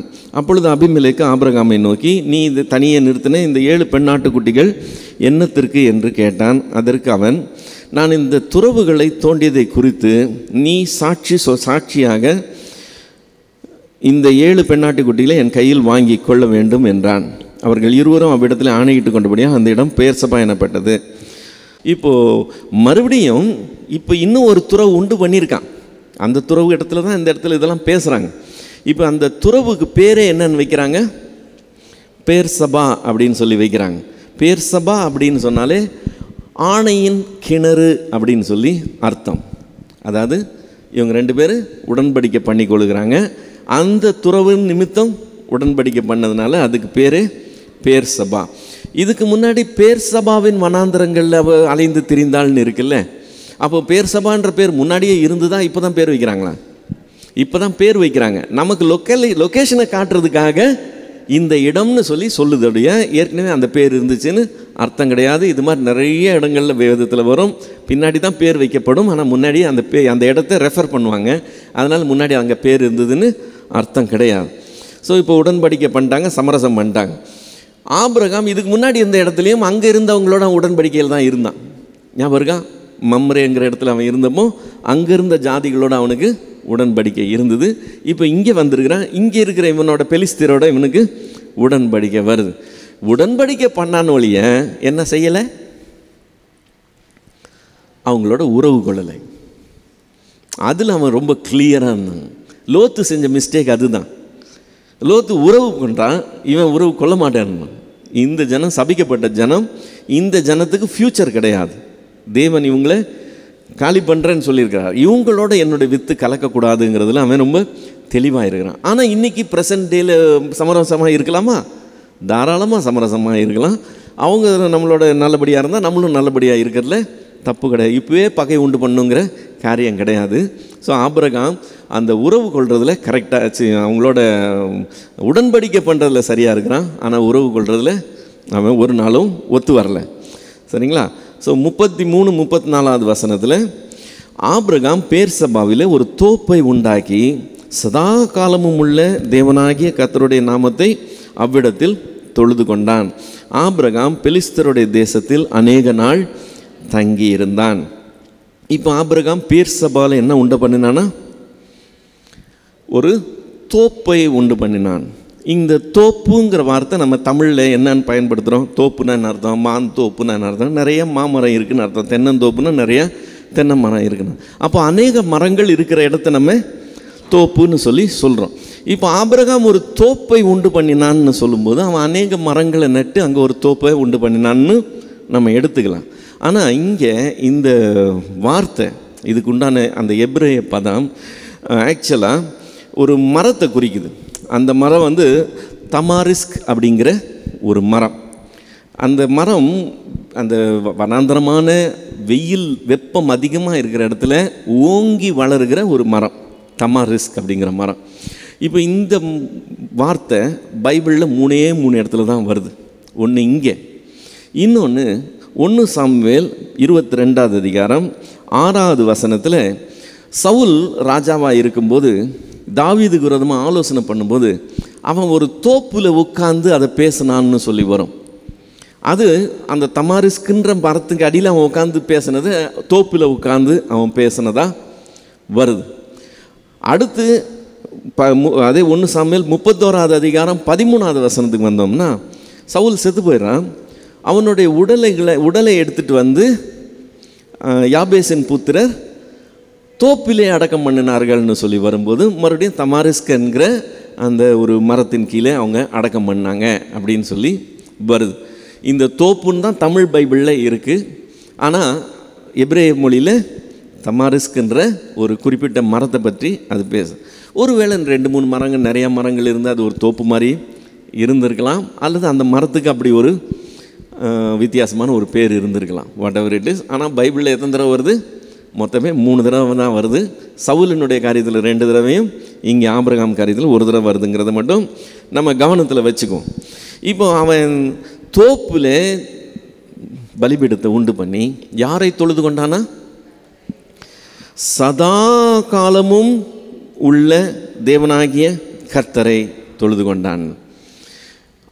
இப்போ ஆபிரகாமுக்கு தேவன் நான் சர்வ வல்லமையுள்ள தேவன் என்று சொல்லி தன்னை வெளிப்படுத்துகிறதை பார்க்கிறோம். எங்கே பார்க்குறோம்? ஆதியாகமம் 17வது அதிகாரம் 1 வசனத்தில் நான் சர்வ வல்லமையுள்ள தேவன், நீ எனக்கு முன்பாக நடந்து கொண்டு உத்தமனாக இருன்னு சொல்லி சொல்கிறதை பார்க்கிறோம். அந்த சர்வ வல்லமையுள்ள தேவன் என்கிறதை நாம் என்னன்னு சொல்லி பார்த்தோம். அதனுடைய எபிரேய பதம் என்னன்னு பார்த்தோம், எல் ஷடாய் என்று சொல்லி பார்த்தோம். எல் ஷடாய். அதுக்கு முன்னால் ஆபிரகாம் தேவனுக்கு இன்னொரு பேர் கொடுத்தான். அவன் லோத்து வந்து போயிட்டு காப்பாற்றி கொண்டு வரான்ல, கொண்டு வரும்போது சோதோமின் ராஜா எல்லாத்தையும் எடுத்துக்கோ, ஜனங்களை மட்டும் என்கிட்ட கொடுன்னு சொன்னப்போ அவன் தேவனுக்கு நேராக தன்னுடைய கையை உயர்த்தி எனக்கு இது தேவையில்லை. அங்கே என்ன தேவன்னு சொல்கிறான்? உன்னதமான தேவன்னு சொல்கிறான். அது என்னன்னு சொல்கிறோம்? எல் எலியோன், எல் எலியோன் என்று சொல்லி பார்த்தோம். ஸோ இங்கே ஆபிரகாம் கொஞ்சம் கொஞ்சமாக தேவனுடைய வெவ்வேறு தன்மைகளை அவன் வெவ்வேறு பேர்களில் சொல்லி வரதை பார்க்குறாங்க. எல் எலியோன், அப்புறம் எல் ஷடாய் என்று சொல்லி தேவன் வெளிப்படுத்துகிறார். இப்போ இங்கே என்ன சொல்லுகிறான்? சதா காலமும் உள்ள தேவன், அதாவது நித்தியமான தேவன் என்று சொல்லி தேவனுடைய தன்மையை அவன் வெளிப்படுத்துகிறான். இது எல் ஒலோம் அப்படிங்கிற வார்த்தை, எல் ஒலோம் அப்படிங்கிற வார்த்தை. ஸோ ஆபிரகாமுக்கு இன்னும் கூட தேவன் தன்னை வெளிப்படுத்தும் போது அவன் இன்னும் வேறு பேர்களையும் கொடுக்கறத நம்ம பார்க்க போகிறோம். ஸோ இதை மைண்டில் வச்சுக்கோம். ஸோ இதோட இந்த அதிகாரம் ஃபினிஷ் ஆகுது. ஏதாவது டவுட்ஸ் இருந்தால் இதில் கிளியர் பண்ணிக்குவோம். எதனால் கர்த்தர் வந்து இவ்வளோ காலங்களே அவங்களுக்கு வந்து வெயிட்டிங் பீரியடாக கொடுக்குறாரு? எதனாலன்னு நம்ம சொல்ல முடியாது. அதாவது நம்ம யோசேப்பை பற்றி பார்க்கும்போது தேவனுடைய வசனம் அவனை புடமிட்டதுன்னு சொல்லியிருக்கோம். சங்கீதங்களின் புஸ்தகத்தில் வந்தோம்னா அவனுடைய கால்களுக்கு விலங்குகளை போட்டாங்க, கர்த்தருடைய வசனம் அவனை புடமிட்டதுன்னு பார்க்கலாம். நம்ம மோசேக்கு வந்தோம்னு சொன்னால், மோசே வந்து தன்னுடைய அழைப்பை அறிந்து கொண்ட உடனே போய் கொலை பண்ணுறதுக்கு ரெடியாக இருந்தான், வெட்டிட்டான் போயிட்டு. அப்படி தடால் புடால்னு வேலையில் இறங்கினவன் 40 வருஷம் மாமனார் ஆடை மேய்ச்சப்புறம் வாப்பா ஊழியத்துக்குன்னு சொல்லி கூப்பிட்டான். இதோ வந்துட்டேன்னு வரல. என்னென்ன சாக்கு சொல்ல முடியுமோ அவ்வளவும் சொல்கிறான். என்னால் முடியாத ஆண்டவரே, வேறு யாராவது பார்த்துக்கங்க, எனக்கு வந்து இந்த நாவு என்ன சொல்கிறது, மந்த நாவு, திக்கு வாயி மந்த நாவு, என்னால் பேச முடியாது, இப்படியெல்லாம் ஜாப் சொல்கிறத பார்க்குறேன். அதுக்கு முன்னாடி நான் ஓடி வந்தவன் ஸோ இப்படி இருக்கிறவனை அப்படி மாற்றுறதுக்கு சில அனுபவமும் சில காலமும் இருக்குது. அது ஒரு ட்ரைனிங் பீரியட் மாதிரின்னு வச்சுக்கலாமே. நம்ம இவனை பார்க்கும்போது நம்ம பேர் இல்லை தாவீதை பார்க்கும்போது, தாவீதுக்கு 40வது வயசில் ராஜாவாகி 70வது வயசு வரைக்கும் ராஜாவாக இருக்கிறான். 30 வருஷம் ஊழியம் செய்கிறான். அந்த 30 வருஷம் ஊழியத்துக்கு ட்ரைனிங் ஆக்சுவலாக வனாந்திரத்தில் போட்டு அவனை புரட்டுனது ஊழியத்தில் யூஸ் ஆகுது. ஆனால் உனக்கு பேர் என்ன, வனாந்திரத்தில் 40 வருஷம் ஊழியம் செஞ்ச மோசேக்கு ட்ரைனிங் எங்கே இருந்தது? 40 வருஷம் அரண்மனையில் இருந்தது. அரண்மனையில் இருந்து அவனை வனாந்திரத்தில் இது பண்ணி மாற்றி கொண்டு வந்து யூஸ் பண்ணுறாரு. அப்படியே கேரக்டரே கம்ப்ளீட்டாக மாறுது. அதுக்கு முன்னாடி இருந்த ஆட்கள் வேறு, அதுக்கு பின்னாடி இருந்த ஆட்கள். நம்ம பவுலை பற்றி பேசலை. சவுலாக இருந்தவன் பவுலாக மாறுறான். சவுலாக இருந்தப்போ அவன் கொலை பண்ணுறதுக்கு ரெடியாக இருந்தான். தன்னுடைய விசுவாசத்தின் அடிப்படையில் அடிக்கிறதுக்கும் கொல்றதுக்கும் அவன் ரெடியாக இருந்தான், செய்தான். புரியுதுங்களா? அதே சவுல் அடி வாங்குகிறவனாக மாறுறதுக்கு ஒரு காலப்பகுதி இருக்குது. ஆனால் அவன் அந்த காலப்பகுதிக்கு அவன் ரெடியாக இல்லை. தமஸ்கூவில் அவனுக்கு வந்து ஞானஸ்தானம் பெற்ற உடனே தீவிரமாக அவன் செஞ்ச காரியம் என்னன்னு சொன்னால், ஜபாலயங்களில் போய் தர்க்கம் பண்ணினது. அங்கே பிரச்சனை வருது, அங்கேருந்து துரத்தி விட்றாங்க. எருசலேமுக்கு வரான். எருசலேமில் அவனை சேர்த்துக்கிறதுக்கே பயப்படுறாங்க. ஆனாலும் சும்மா இல்லை, அவன் அங்கே இருக்கிற கிரேக்கரோட தர்க்கம் பண்ணாங்க. அவங்க எல்லாம் சேர்ந்து அவனை கொலை பண்ணுறதுக்கு ட்ரை பண்ணுறாங்கன்னு தான் அவனை அங்கேருந்து தர்ச்சுவுக்கு அனுப்பி விட்றாங்க. இப்போ தர்ச்சுவுக்கு போனதுக்கப்புறம் சைலண்ட், ஒன்றுமே கிடையாது. அவன் அங்கே என்ன செய்தான்னு நமக்கு தெரியாது. அதுக்கப்புறம் பர்னபா போய் அவனை அந்தியோகியாவுக்கு கூட்டிகிட்டு வரான்னு சொல்லிப்பாங்க. இந்த இடைப்பட்ட காலத்தில் அடிக்கிறவனா இந்த சவுல் அடி வாங்குகிறவனா மாறுறான். இது வந்து அப்படியே ஆப்போசிட் நேச்சர். இந்த நேச்சர் வேறு, அந்த நேச்சர் வேறு. இப்படி உள்ளவனை அப்படி ஆக்குறதுக்கு கால அவகாசமும் இருக்குது, அனுபவங்களும் இருக்குது. ஸோ இப்போ தேவன் என்னை இன்றைக்கி அழைச்சிருக்கிறாரு. இன்றைக்கி நான் ஊழியத்துக்கு வரேன், லபக்குன்னு குதித்து ஊழியத்தில் வந்தவங்கள தான் நம்ம இன்றைக்கி மேடையில் டான்ஸ் ஆடுறவங்களாம் நம்ம பார்க்குறோம். அப்படி ஊழியத்தில் வராது, அனுபவம் இருக்குது. இப்போ நம்ம பேசுகிறோம்னு சொன்னாக்கா அந்த அனுபவம் வந்து காலமாகும். சரி, அந்த அனுபவம் ஒரு நாள் 2 நாளில் வராது சிஸ்டர். இப்போ என்னால் சாதிக்க முடியும், நான் இதாக்கிடுவேன் அதாக்கிடுவேன்னு சொல்லிட்டு அந்த நம்பிக்கையோடு தான் வருவோம். அதெல்லாம் அடித்து உடச்சி ஒன்றும் இல்லாமல் பண்ணி தேய்ச்சி எடுத்து அவர் உருவாக்கி வெளியே கொண்டு வர்றார் பார்த்தீங்களா? அது வந்து கம்ப்ளீட்டாக டிஃப்ரெண்ட்டாக இருக்கும். அந்த வாயிலேருந்து வர்ற வார்த்தை, அந்த ஆலோசனை ரொம்ப ஆழமாக இருக்கும். அதனுடைய காரியமே வேறு. இந்த அனுபவமே இல்லாதவங்க இன்றைக்கி இளம் வயசில் மைக்கை பிடிச்சிட்டு வந்து நிற்கிறது தான், அவங்கள வந்து ஊழியக்காரர்னு என்று ஏற்றுக்கொள்ளுகிறதுனால வர்ற விளைவு தான் இன்றைக்கி சபைகளில் பார்க்குறோம். ஸோ இந்த கர்த்தருக்குள்ளே பிறந்து வளர்ந்து அனுபவத்துக்குள்ளே வந்து ஊழியத்துக்கு வர்றதுங்கிறது வேறு. இந்த காலத்தை தாமதப்படுத்தி தான் தேவன் செய்கிறார். இன்றைக்கி ரட்சிக்கப்பட்டோன்னா நாளைக்கு ஊழியம் ஒரு நாளும் கிடையாது. இன்றைக்கி நீ ரட்சிக்கப்பட்டிருக்கிறான்னு சொன்னால், இன்றைக்கி உனக்கு வாக்குத்தத்தம் கொடுத்துருக்கிறான்னு சொன்னால், நாளைக்கு பைபிள் தூக்கிட்டு நீ போக முடியாது. நீ சொல்கிறதுக்கு உண்டான அனுபவங்கள் நிறையா இருக்குது. அது கசப்பான அனுபவங்கள், நிறைய காரியங்கள் கசப்பான காரியமாக இருக்கும். அப்படியே லேத்து மிஷினில் போட்டு தேய்ச்சி எடுக்கிற மாதிரி தான். உள்ளே போகும்போது ரா மேட்டராக உள்ளே போகும், வெளியே வரும்போது ஃபினிஷ்டு ப்ராடக்டாக வெளியே வரும். ஆனால் அந்த அனுபவம் வந்து ரொம்ப கடினமான ஒரு காரியம். தேவன் தான் தெரிந்து கொள்கிற பாத்திரங்களை பல வருடங்களாக அப்படி பண்ணி தான் கொண்டு வருகிறார். அவங்க குணமே கம்ப்ளீட்டாக மாறிடுதுங்கிறத நீங்கள் மோசையில் பார்க்கலாம், சவுலில் பார்க்கலாம், யோசேப்பில் பார்க்கலாம். எல்லாத்துலேயுமே அந்த சேஞ்ச் இருக்கிறத பார்க்கலாம். அவங்க ஆக்சுவலாக நாங்கள் தாமதப்படுத்தி வாங்கி கொண்டது நல்லதுன்றதை ஃபைனலாக சொல்லுவாங்க. தாமதப்படுத்தும் போது இரிட்டேட்டிங்காக இருக்கும். நான் இதை செய்யணும்னு விருப்பப்படுறேன், அதை செய்யணும்னு விருப்பப்படுறேன், எனக்கு வாசல் திறக்க மாட்டேங்குது, எனக்கு இதை செய்ய பொறுமையாக இருக்கும். ஆண்டவர் நடத்துவார். அதுக்கு டைம் இருக்குது. உன்னை கொண்டு போய் நடத்துறதுக்கு வேலை வரும். ஆண்டவருடைய சித்தத்தின்படி அது நடக்கும். அது வரைக்கும் காத்திருந்து பொறுமையாக இருந்து செயல்படுறதுங்கிறது கர்த்தருக்குள்ளே இருந்து செயல்படுறது. அப்படி செய்யும்போது அது ரொம்ப யூஸ்ஃபுல்லான ஒரு காரியம். அவங்க வந்து தேவனுக்கு செவி கொடுக்குறவங்க தான், இல்லைன்னு சொல்ல முடியாது. இப்போ நம்ம பார்த்த அப்போ அப்படி ஆண்டவர் சொல்லி அவங்க செய்யாமலாம் இருக்க மாட்டாங்க. பட் ஆனாலும் ஆண்டவர் வந்து சொல்லி செய்கிறதுன்றது வேறு சிஸ்டர். ஆக்சுவலாக நான் மாறுறதுங்கிறது வேறு. இப்போது நான் கொல்லுகிறவனாக இருக்கிறேன், அடிக்கிறவனாக இருக்கிறேன்னா நான் வேகம் உள்ளவனாக இருக்கிறேன். அடி வாங்குகிறவனாக இருக்கிறேன்னா கம்ப்ளீட்டாக வேறு கேரக்டர். இந்த கேரக்டரை எடுத்து போட்டு என்னை அந்த கேரக்டர் உள்ளவனா மாற்றுறதுக்கு கால அவகாசமும் அனுபவமும் தேவை. தேவன் அதை செய்கிறார். சில ஆசீர்வாதங்கள்லாம் இன்றைக்கி கொடுத்தீங்கன்னா அது உங்களுக்கு சாபம். அதை காலம் தாமதம் பண்ணி உங்களுக்கு புத்தி வந்தப்புறம் கொடுத்தா நல்லது. புரியுதுங்களா? இன்றைக்கி கொடுத்தா நீங்கள் உங்களுக்கு எடுத்துக்குவீங்க, அது ஆண்டவருக்கு தெரியும். ஸோ நமக்கு இன்றைக்கி வேணும்னு நம்ம கேட்டுக்கிட்டு இருக்கலாம். ஆனால் ஆண்டவருக்கு தெரியும் இப்போ கொடுக்கக்கூடாது, இது இன்னும் கொஞ்சம் வளர்ந்து வரணும், அப்புறம் கொடுக்கலாம், அவருக்கு தெரியும். ஸோ அவர் அந்த டைமுக்கு ஏற்ற மாதிரி செய்வார். நமக்கு ஃப்ரஸ்ட்ரேட்டிங்காக இருக்கும், நமக்கு கஷ்டமாக இருக்கும், எனக்கு என்ன ஒன்றுமே இல்லைன்னு சொல்லி. ஆனால் கர்த்தர் அதை நடத்தும் போது கரெக்டாக தான் நடத்துவார். சரிங்களா? Praise Lord. கலாத்தியர் 4 அதிகாரத்தில் அந்த 28 அது சுத்தமாக புரியல எனக்கு. அதுக்கு மேலே இருக்க அந்த 27 அந்தபடியே பிள்ளை பெறாத மெல்லடியே மகிழ்ந்திரு வேதனைப்படாதவளை கழிப்பாயிரு, என்ன சிச்சுவேஷனில் அவர் சொல்கிறாரு, சுத்தமாக புரியல. அதாவது என்னென்னா, பயாலாஜிக்கல் ஃபேமிலியில் உள்ளவங்க தான் அந்த உடன்படிக்கையில் வர்றாங்க. நியாயப்பிரமாண உடன்படிக்கையில் வர்றவங்க பயாலாஜிக்கல் ஃபேமிலியில் வர்றவங்க, சொந்த பிள்ளை. அந்த பிள்ளைக்கு விருத்த சேதனம் பெற்று அவங்க அந்த ஃபேமிலிஸ் வந்து அப்படியே அந்த உறவின் அடிப்படையில் வர்றது. இந்த விசுவாசத்தின் அடிப்படையில் வரும்போது இந்த உறவுக்கு அப்பாற்பட்டவங்களாக இருக்கிறாங்க பாருங்கள். நீங்களும் நானும் அந்த உறவுக்கு அப்பாற்பட்டவங்க. நாம் விசுவாசத்தின் அடிப்படையில் வர்றோம்.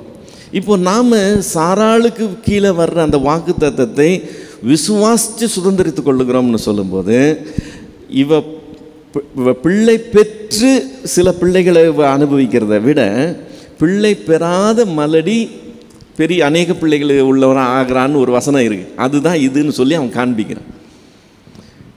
விசுவாசத்தினால பிள்ளைகள் ஆகிறவங்க இப்போ தத்தெடுக்கிற பிள்ளைங்களா இருக்கிறோம். நம்ம வந்து பெற்றெடுத்த பிள்ளைங்க இல்லை. இப்போ நமக்கு என்ன உரிமை இருக்குது? கிறிஸ்துவின் இடத்துலையும் தேவன் இடத்துலையும் விசுவாசம். அந்த விசுவாசத்தின் மூலமாக போகிறோம்.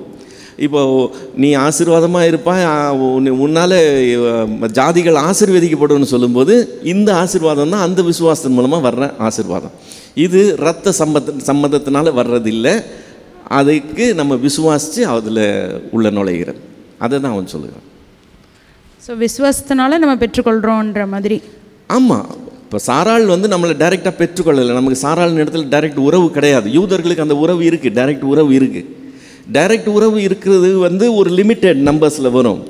ஆனால் டைரக்ட் உறவு இல்லாமல் பிள்ளைகளாக உள்ளே வராங்க பாருங்கள், இவங்களோட எண்ணிக்கை ரொம்ப வாஸ்ட்டுன்னு சொல்லி அவன் சொல்கிறான். நாங்கள் நிறைய மெசேஜஸ் கேட்கும் போது இந்த நீங்கள் நியாயப்பிரமாணத்தின் பிரகாரம் நிறைய காரியங்கள் பண்ணுறீங்க அப்படின்னு ஒரு சிலர் பேசுகிறாங்க. சில பேர் வந்து இதெல்லாம் விசுவாசத்தில் நீங்கள் ஆரம்பிக்கிறீங்க, ஆனால் நியாயப்பிரமாணத்தின் பிரகாரமாக அதை நீங்கள் பெற்றுக்கொள்ள பண்ணுறீங்க அப்படின்னு சில காரியங்கள். அதாவது ஒரு உதாரணத்துக்கு ஆண்டவர் ஒரு வாக்கு கொடுக்குறாரு, நாங்கள் விசுவாசிக்கிறோம் அப்படின்றது வந்து விசுவாசத்துக்குள்ளார வருது. நியாயப்பிரமாணம் நான் ஜபிச்சு அதை வாங்குவேன், அப்போ இது நீங்கள் நியாயப்பிரமாணத்தின் பிரகாரம் நீங்கள் உங்களை வந்து அதை கொண்டு போகிறீங்க அப்படின்னும் சில teachings. So we are getting confused. நம்ம பண்ணுறது விசுவாசத்தில் பண்ணுறோமா இல்லை வந்து நியாயப்பிரமாண முறைமைக்குள்ளார போய் அதை நம்ம ட்ரை பண்ணுறோமா அப்படின்ற எனக்கே நிறைய காரியத்தில் எனக்கு நம்ம எப்படி போகிறோம்னே தெரியலையே அப்படின்ற மாதிரி நிறைய கன்ஃபியூஷன்ஸ் வந்து அநேக காரியங்கள், குறிப்பாக ஆவிக்குரிய காரியங்களில் வந்து அது எனக்கு வருது. உங்களை கன்ஃபியூஸ் பண்ணுறாங்க, நீங்கள் கன்ஃபியூஸ் ஆகலை, உங்களை கன்ஃபியூஸ் பண்ணுறாங்க. எப்படி கன்ஃபியூஸ் பண்ணுறாங்கன்னா, டீச் பண்ணும்போது கிறிஸ்துவின் உபதேசத்தை பேசும்போது கிறிஸ்துவுக்கு பின்னால் உள்ள மாற்றத்தின் அடிப்படையில் பேசுகிறதுக்கு பதிலாக கிறிஸ்துவுக்கு முன்னால் உள்ள உறவின் அடிப்படையில் அப்பப்போ போய் வந்துடுறது. இப்போ ஒரு எக்ஸாம்பிள் சொல்கிறேன். நீங்களே ஆலயம்னு வசனம் சொல்லுது இல்லையா? நீங்களே ஆலயம். அப்போ ஆலயம்னா நான் தான். அப்புறம் ஏன் சர்ச்சுக்கு ஆலயம்னு பேர் வைக்கிறாங்க? சபைங்கிறது தானே புதிய ஏற்பாட்டில் வருது. ஆலயங்களாய் உள்ள நம்ம எல்லாரும் கூடி வருகிறதுக்கு பேர் சபை இல்லையா? சர்ச். ஏன் அதுக்கு தமிழில் கொடுக்கும்போது ஆலயம்னு கொடுக்குறாங்க? அப்போ அது கன்ஃபியூஷன் தானே. ஒன்ஸ் இது ஆலயம்னு சொல்லிட்டீங்கன்னா என்ன அர்த்தம்னா, தேவன் இங்கே வாசம் பண்ணுகிறாருன்னு அர்த்தம். ஆலயம்னா என்ன? தேவன் வாசம் பண்ணுகிற இடம். இங்கே தேவன் வாசம் பண்ணுறாருன்னு அர்த்தம். தேவன் இங்கே வாசம் பண்ணுறாருன்னா உங்கள் வீட்டில் இல்லைன்னு அர்த்தம். அப்படி தானே? அப்போ தேவனை தொழுது கொள்ளணும்னா நீங்கள் இங்கே தான் வரணும், வீட்டில் தொழுது கொள்ளக்கூடாதுன்னு அர்த்தம். இதை ஆலயம்னு ஆக்கிட்டா நீங்கள் இங்கே தான் வரணும்னா நீங்கள் வேறு எங்கேயும் தேவனை தொழுது கொள்ள முடியாது. இது புதிய ஏற்பாடு சொல்கிறதா பழைய ஏற்பாடு சொல்கிறதா? பழைய ஏற்பாடு தான் சொல்கிறது. ஆனால் போதிக்கிற ஃப்ளோவில் இது ஆலயம்னு சொல்லி நீ எல்லாம் இங்கே தான் வந்து கும்பிடணும், நீ அங்கே கும்பிடக்கூடாதுன்னு அடித்தோம்னா முடிஞ்சு போச்சு. இப்போ இவங்களுக்கு கேட்குறவங்களுக்கு இதையும் கேட்குறாங்க இதையும் கேட்குறாங்க, கன்ஃபியூஸ் ஆகிடுறாங்க இல்லையா? இது நீங்களாக கன்ஃபியூஸ் ஆகலை, உங்களை கன்ஃபியூஸ் பண்ணுறாங்க. போதிக்கும்போது இதோட சேர்த்து அதையும் சேர்த்து சொல்லிக்கிட்டே வருவாங்க. நியாயப்பிரமாணம் இந்த கிறிஸ்துவுக்கு முன் உள்ளதுக்கு போயிட்டு வந்துகிட்டே இருப்பாங்க, கிறிஸ்துவுக்கு அப்புறம் உள்ளதுக்கு மட்டும் சொல்ல மாட்டாங்க. புரியுதுங்களா? இது மாதிரி நிறைய காரியம், நான் ஆலயம்ன்றது ஒரு எக்ஸாம்பிள் சொன்னேன், இது மாதிரி நிறைய காரியங்கள் இருக்குது. இப்போ ஜெபம் நீங்கள் சொன்னீங்க, ஜெபம் நம்ம கேளுங்கள் இல்லை நம்ம கேளுங்கள் பெற்றுக்கொள்வீங்கன்னு ஆண்டவர் சொல்கிறார், கேட்கிற எவனும் பெற்றுக்கொள்கிறான்னு சொல்கிறார். இன்னொரு இடத்துல சொல்கிறார் கேளுங்கள் அப்பொழுது உங்கள் சந்தோஷம் நிறைவாக இருக்கும்படி பெற்றுக்கொள்வீங்கன்னு சொல்கிறார். அதுக்காக நீங்கள் கேட்டாதான் பெற்றுக்கொள்வீங்கன்னு சொல்லலை இல்லையா? சப்போஸிங் நீங்கள் ஒன்றுமே கேட்கல சிஸ்டர், ஒன்றுமே கேட்கல, நம்ம எல்லாம் ஜெபம் பண்ணுறதே ஸ்டாப் பண்ணிட்டோம், ஜெபமே பண்ணுறதில்லை, நம்ம எல்லாம் ஜெபம் பண்ணுறது நிறுத்திட்டோம். பரலோகம் ஸ்டாண்ட் ஸ்டில் ஆகிடுமா? ஆண்டவர் ஒரு காரியம் கூட செய்யாமல் நிறுத்திடுவாரா? நீங்களும் நானும் பிறக்கிறதுக்கு முன்னாடி இருந்து அவர் கிரியை செஞ்சுட்டு இருக்கிறார். நம்ம ஜெபம் பண்ணி தான் அவரை வேலை செய்ய வைக்கணும்னு நினச்சிக்கூடாது. அப்படி தான் சொல்கிறாங்க. இது கன்ஃபியூஷன். ஜபம்ங்கிற வார்த்தைக்கு அர்த்தத்தையும் மாற்றிட்டாங்க. ஜபம்னா என்ன அர்த்தம்? கேட்கறது இல்லை, பிச்சை எடுக்கிறது. பிச்சை எடுக்கிறது ஜபம்னா பிச்சை எடுக்கிறது, தயவாக கேட்கறது, ப்ளீஸ்ன்னு கேட்கறது. இப்போ வல்லமை உள்ள ஜபம்னா என்ன அர்த்தம்? வல்லமையான பிச்சை எடுக்கிறது.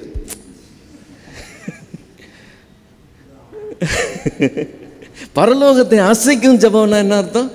பரலோகத்தை அசைக்கிற பிச்சை எடுக்கிறது. இதெல்லாம் ஆகாத விஷயம், அதெல்லாம் பைபிள்லே இல்லாத விஷயம். புரியுதுங்களா? நம்ம இல்லாததை அப்படியே இந்த பக்கமும் அந்த பக்கமும் போய் மாறி மாறி போதிக்கும் போது கேட்குறவங்க கன்ஃபியூஸ் ஆகிடுறாங்க. அதுதான் பிரச்சனை. ஸோ உங்களுக்கு ஒரே தீர்வு என்னன்னா, வேதம் என்ன சொல்லுதுன்னு கொஞ்சம் கவனித்து படித்து, சொல்கிறவங்க வேதத்தின்படி தான் சொல்கிறாங்களான்னு சொல்லி நீங்கள் ஒரு தடவை செக் பண்ணி, வேதத்துக்கு அப்பாற்பட்டு இருந்தால், இப்போ நான் சொன்னால் நிறைய டைம் எடுத்துக்க மாட்டீங்க, என்னை விட பெரிய ஊழியக்கார் சொன்னால் 100% அப்படியே எடுத்துக்குவீங்க. ஏன்னா அது ஒரு இது இருக்குது, கேட்டு நம்ம அப்படியே அப்சர்வ் பண்ணுற ஒரு இது இருக்குது. அவரு சொன்னார்ப்பான், இன்னார் சொன்னார்ப்பான், அதெல்லாம் இல்லை. எப்பொருள் யார் யார் வாய் கேட்பினும் அப்பொருள் மெய்ப்பொருள் காண்பது அறிவுன்னு சொல்லி திருவள்ளுவர் சொல்லி, கரெக்டு தானா அப்படின்னு சொல்லி பைபிள் அடிப்படையில் நம்ம செக் பண்ணுறவங்களா இருக்கணும். ஒவ்வொரு காரியத்தையும் செக் பண்ணுவாங்க. அது சில காரியம்லாம் இப்போ இந்த ஆலயம்னு சொன்னேன், ஜெபம்னு சொன்னேன், இதெல்லாம் அப்படியே டேக்கன் ஃபார் கிராண்டட். நீங்கள் சொல்ல வேண்டிய அவசியமே கிடையாது. நம்ம சொன்னோடனே எல்லோரும் ஆமாம் ஆமான்னு தலையாட்டுவாங்க, எல்லோரும் அதை ஒத்துக்குவாங்க. இது தலைமுறை தலைமுறை தலைமுறை தலைமுறையாக நமக்கு வழி வழியாக சொல்லப்பட்ட காரியம் இல்லையா? ஆயிரக்கணக்கான வருஷமாக சொல்லப்பட்டிருந்தாலும் வேதத்தின் சத்தியம் தானான்னு ஒரு தடவை செக் பண்ணணும். எதுவாக இருந்தாலும் செக் பண்ணணும். எஸ்டாப்ளிஷ்டு ட்ரூத்தாக எடுத்துக்கக்கூடாது. அது அப்படி தானான்னு சொல்லி திறந்து பார்த்து செக் பண்ணுறவங்களா இருக்கணும். அப்படி செக் பண்ணி நம்ம போனோம்னு சொன்னால் சேஃபாக இருக்கலாம். இல்லைன்னா இவங்க இப்படி சொன்னாங்கன்னு இப்படி வரும், அவங்க அப்படி சொன்னாங்கன்னு அப்படி வரும், நீங்கள் இப்படி சுற்றி ஓடி என்ன இது ஒரே குழப்பமாக இருக்குன்னு உட்காந்துருப்பீங்க. உங்களுக்கு யாரும் விளக்கி சொல்கிறதுக்கு ஆள் இருக்காது. அன்றைக்கி என்ன சப்ஜெக்ட் மேட்டரோ அந்த சப்ஜெக்டுக்கு ஏற்ற மாதிரி அவங்க பேசிட்டு போயிடுவாங்க. எல்லா வசனத்தையும் அதுக்கேற்ற மாதிரி வளைச்சி பேசிட்டு போயிடுவாங்க. அவங்க சொன்னதெல்லாம் கரெக்டு தானான்னு நம்ம ஒரு தடவை செக் பண்ணால் தான் அது சரியாக இருக்கும். பீப்புளுக்கு அதுக்கு டைம் இல்லை. கேட்டு அதை இன்னொரு தடவை செக் பண்ணுறதுக்கு டைம் இல்லை. அதனால் நம்ம மென்று சாப்பிட்ற பதிலாக யாராவது மிக்சியில் அடித்து கொடுத்தாங்கன்னா குடிச்சிட்டு போயிடலாம்னு அந்த ஸ்டைலில் போயிடுறாங்க. சத்து தானே வேணும், நான் மென்று தின்னுட்டு இருக்கிறது டைம் இல்லை, நீ கிர்ன்னு அடிச்சு ஒரே கல்ப்பில் நான் அடிச்சுட்டு அடுத்த வேலை பார்க்குறேன்னு அப்படி போயிடுறாங்க. இது டேஞ்சர். என்ன, நலமானதை பிடிச்சிக்கணும், பொல்லாங்கானது விட்டுறணும். நலமானது எது பொல்லாங்கானது எதுன்னு நம்ம தான் நிதானித்து பார்க்கணும். சரிங்களா? ஓகே. இயேசு கிறிஸ்து கெட்சமனே தோட்டத்தில் ஜெபித்தாரே, அதுக்கு என்ன அர்த்தம்? ஏன் ஜெபிச்சதுக்கு என்ன அர்த்தம்னா புரியல. இல்லை, ஜெபம் இப்படி எடுக்கிறது அப்படின்னா, ஓ நீங்கள் அப்படி சொல்ல பிச்சை எடுக்கிறதுனா, ஆமாம் இயேசு கிறிஸ்து நிறைய ஜெபம் பண்ணார். அதனால என்ன இருக்குது, இயேசு கிறிஸ்து ஜெபம் பண்ணுறதுக்கும் நம்ம ஜெபம் பண்ணுறதுக்கும் வித்தியாசம் இருக்குது. வித்தியாசம் இருக்குது. நம்ம ஜெபம் பண்ணுறது ஹையர் பீயிங், நம்மளோட பெரியவர் முன்னாடி நம்ம இப்போ நிற்கிறதுக்கே தகுதி கிடையாது நமக்கு. ஆனால் அவர் தனக்கு ஈக்குவல் கிட்ட பேசுகிறார், பிதாவின் இடத்துல பேசுகிறார். இப்போது மரியாள் யோவான் ஆமாம் நம்ம லாசரு உயிரோடு எழுப்புறாங்கல்ல, அங்கே வெளியில் நிற்கும்போது, கல்லறைக்கு வெளியில் நிற்கும்போது, நீர் வேண்டிக் கொள்ளுகிறது எதுவோ அதை தேவன் செய்வார்னு நான் அறிந்திருக்கிறேன்னு சொல்கிறான். ஆக்சுவலாக அங்கே அந்த வேண்டிக் கொள்ளுகிறதுன்னு சொல்லும்போது ரிக்வெஸ்ட் பண்ணுறதை பற்றி பேசுகிறேன். ஆனால் அதுக்கு பின்னாடி ஆண்டவர் சொல்லும்போது, நான் கேட்குறத நீங்கள் தரீங்கன்னு சொல்லி எனக்கு தெரியும், இவங்களுக்காக நான் இந்த வார்த்தையை சொல்கிறேன்னு சொல்லி ஒரு சின்ன வார்த்தை சொல்லிட்டு தான் லாசருவே வெளியே வான்னு சொல்கிறார். அங்கே இயேசு சொல்கிற அந்த வார்த்தைக்கும் வித்தியாசம் இருக்குது. அது கீழ் லெவல்லேருந்து மேல் லெவலில் உள்ளவங்ககிட்ட கேட்குறது. ஆனால் இயேசு கிறிஸ்து சொல்கிறது 2 ஈக்குவல்ஸ் கிட்ட கேட்குறது. புரியுதுங்களா? இப்போ இவர் ஒரு ஊழியக்கார், இவர் ஒரு ஊழியக்கார். இவர் அவர்கிட்ட கேட்கும்போது எப்படி கேட்பார்? 2 பேருக்குள்ள ஒரு பரஸ்பரம் ஒரு லெவல் இருக்குது. ஆனால் ரொம்ப ஜூனியராக இருக்கிற ஒருத்தர் அவங்ககிட்ட கேட்கணுன்னு எப்படி கேட்பாங்க? அதில் வித்தியாசம் இருக்குது. இதுவும் கேட்குறது தான், இதுவும் கேட்குறது தான். ஸோ இயேசு கிறிஸ்து ஜெபிச்சதுன்றது கம்ப்ளீட்டாக வேறு லெவல், நம்ம ஜெபிக்கிறதுன்றது கம்ப்ளீட்டாக வேறு லெவல். ஆகார் ஃபஸ்ட்டு டைம் போகும்போது அவர் நீ போய் உன் நாச்சியார் அண்டைக்கு அடங்கிருன்னு சொல்கிறார் இல்லையா, அது அவள் விரட்டி விட்ட போது அவள் சொல்லப்பட்ட வார்த்தை. இவளா செகண்ட் டைம் போகலை, இவங்களா தானே அனுப்புகிறாங்க, அப்பயே அந்த வார்த்தை அங்கே சொல்லப்படலை. மறுபடியும் சொல்லுங்கள். ஃபஸ்ட்டு டைம் ஆகார் போகும்போது நீ நாச்சியார் கீழ் போய் அடங்கிருன்னு சொல்லிட்டாரு, திருப்பி அனுப்பிச்சிடுறாங்க. ஆமாம் அனுப்பிச்சிடுறாங்க. செகண்ட் டைமும் அதே மாதிரி அவள் போகும்போது ஏன் கர்த்தர் அந்த இடத்துல திரும்ப போனியான்னு சொல்லனா, அடங்கிருன்னு ஏன் சொல்லலை? அப்படி ஆண்டவர் தானே அனுப்பிவிடுன்னு சொல்கிறாரு. அப்படியா? சாராள் சொல்கிறதுக்கு செவி கொடு, நீ அனுப்பிவிடுன்னு ஆண்டவர் தானே சொல்கிறாரு. அந்த டைமில் அவள் போயிருக்கக்கூடாது, அதனால் திருப்பி அனுப்புகிறாரு. இந்த டைமில் போகிறது தேவ சித்தம், அதனால் அனுப்புகிறாரு.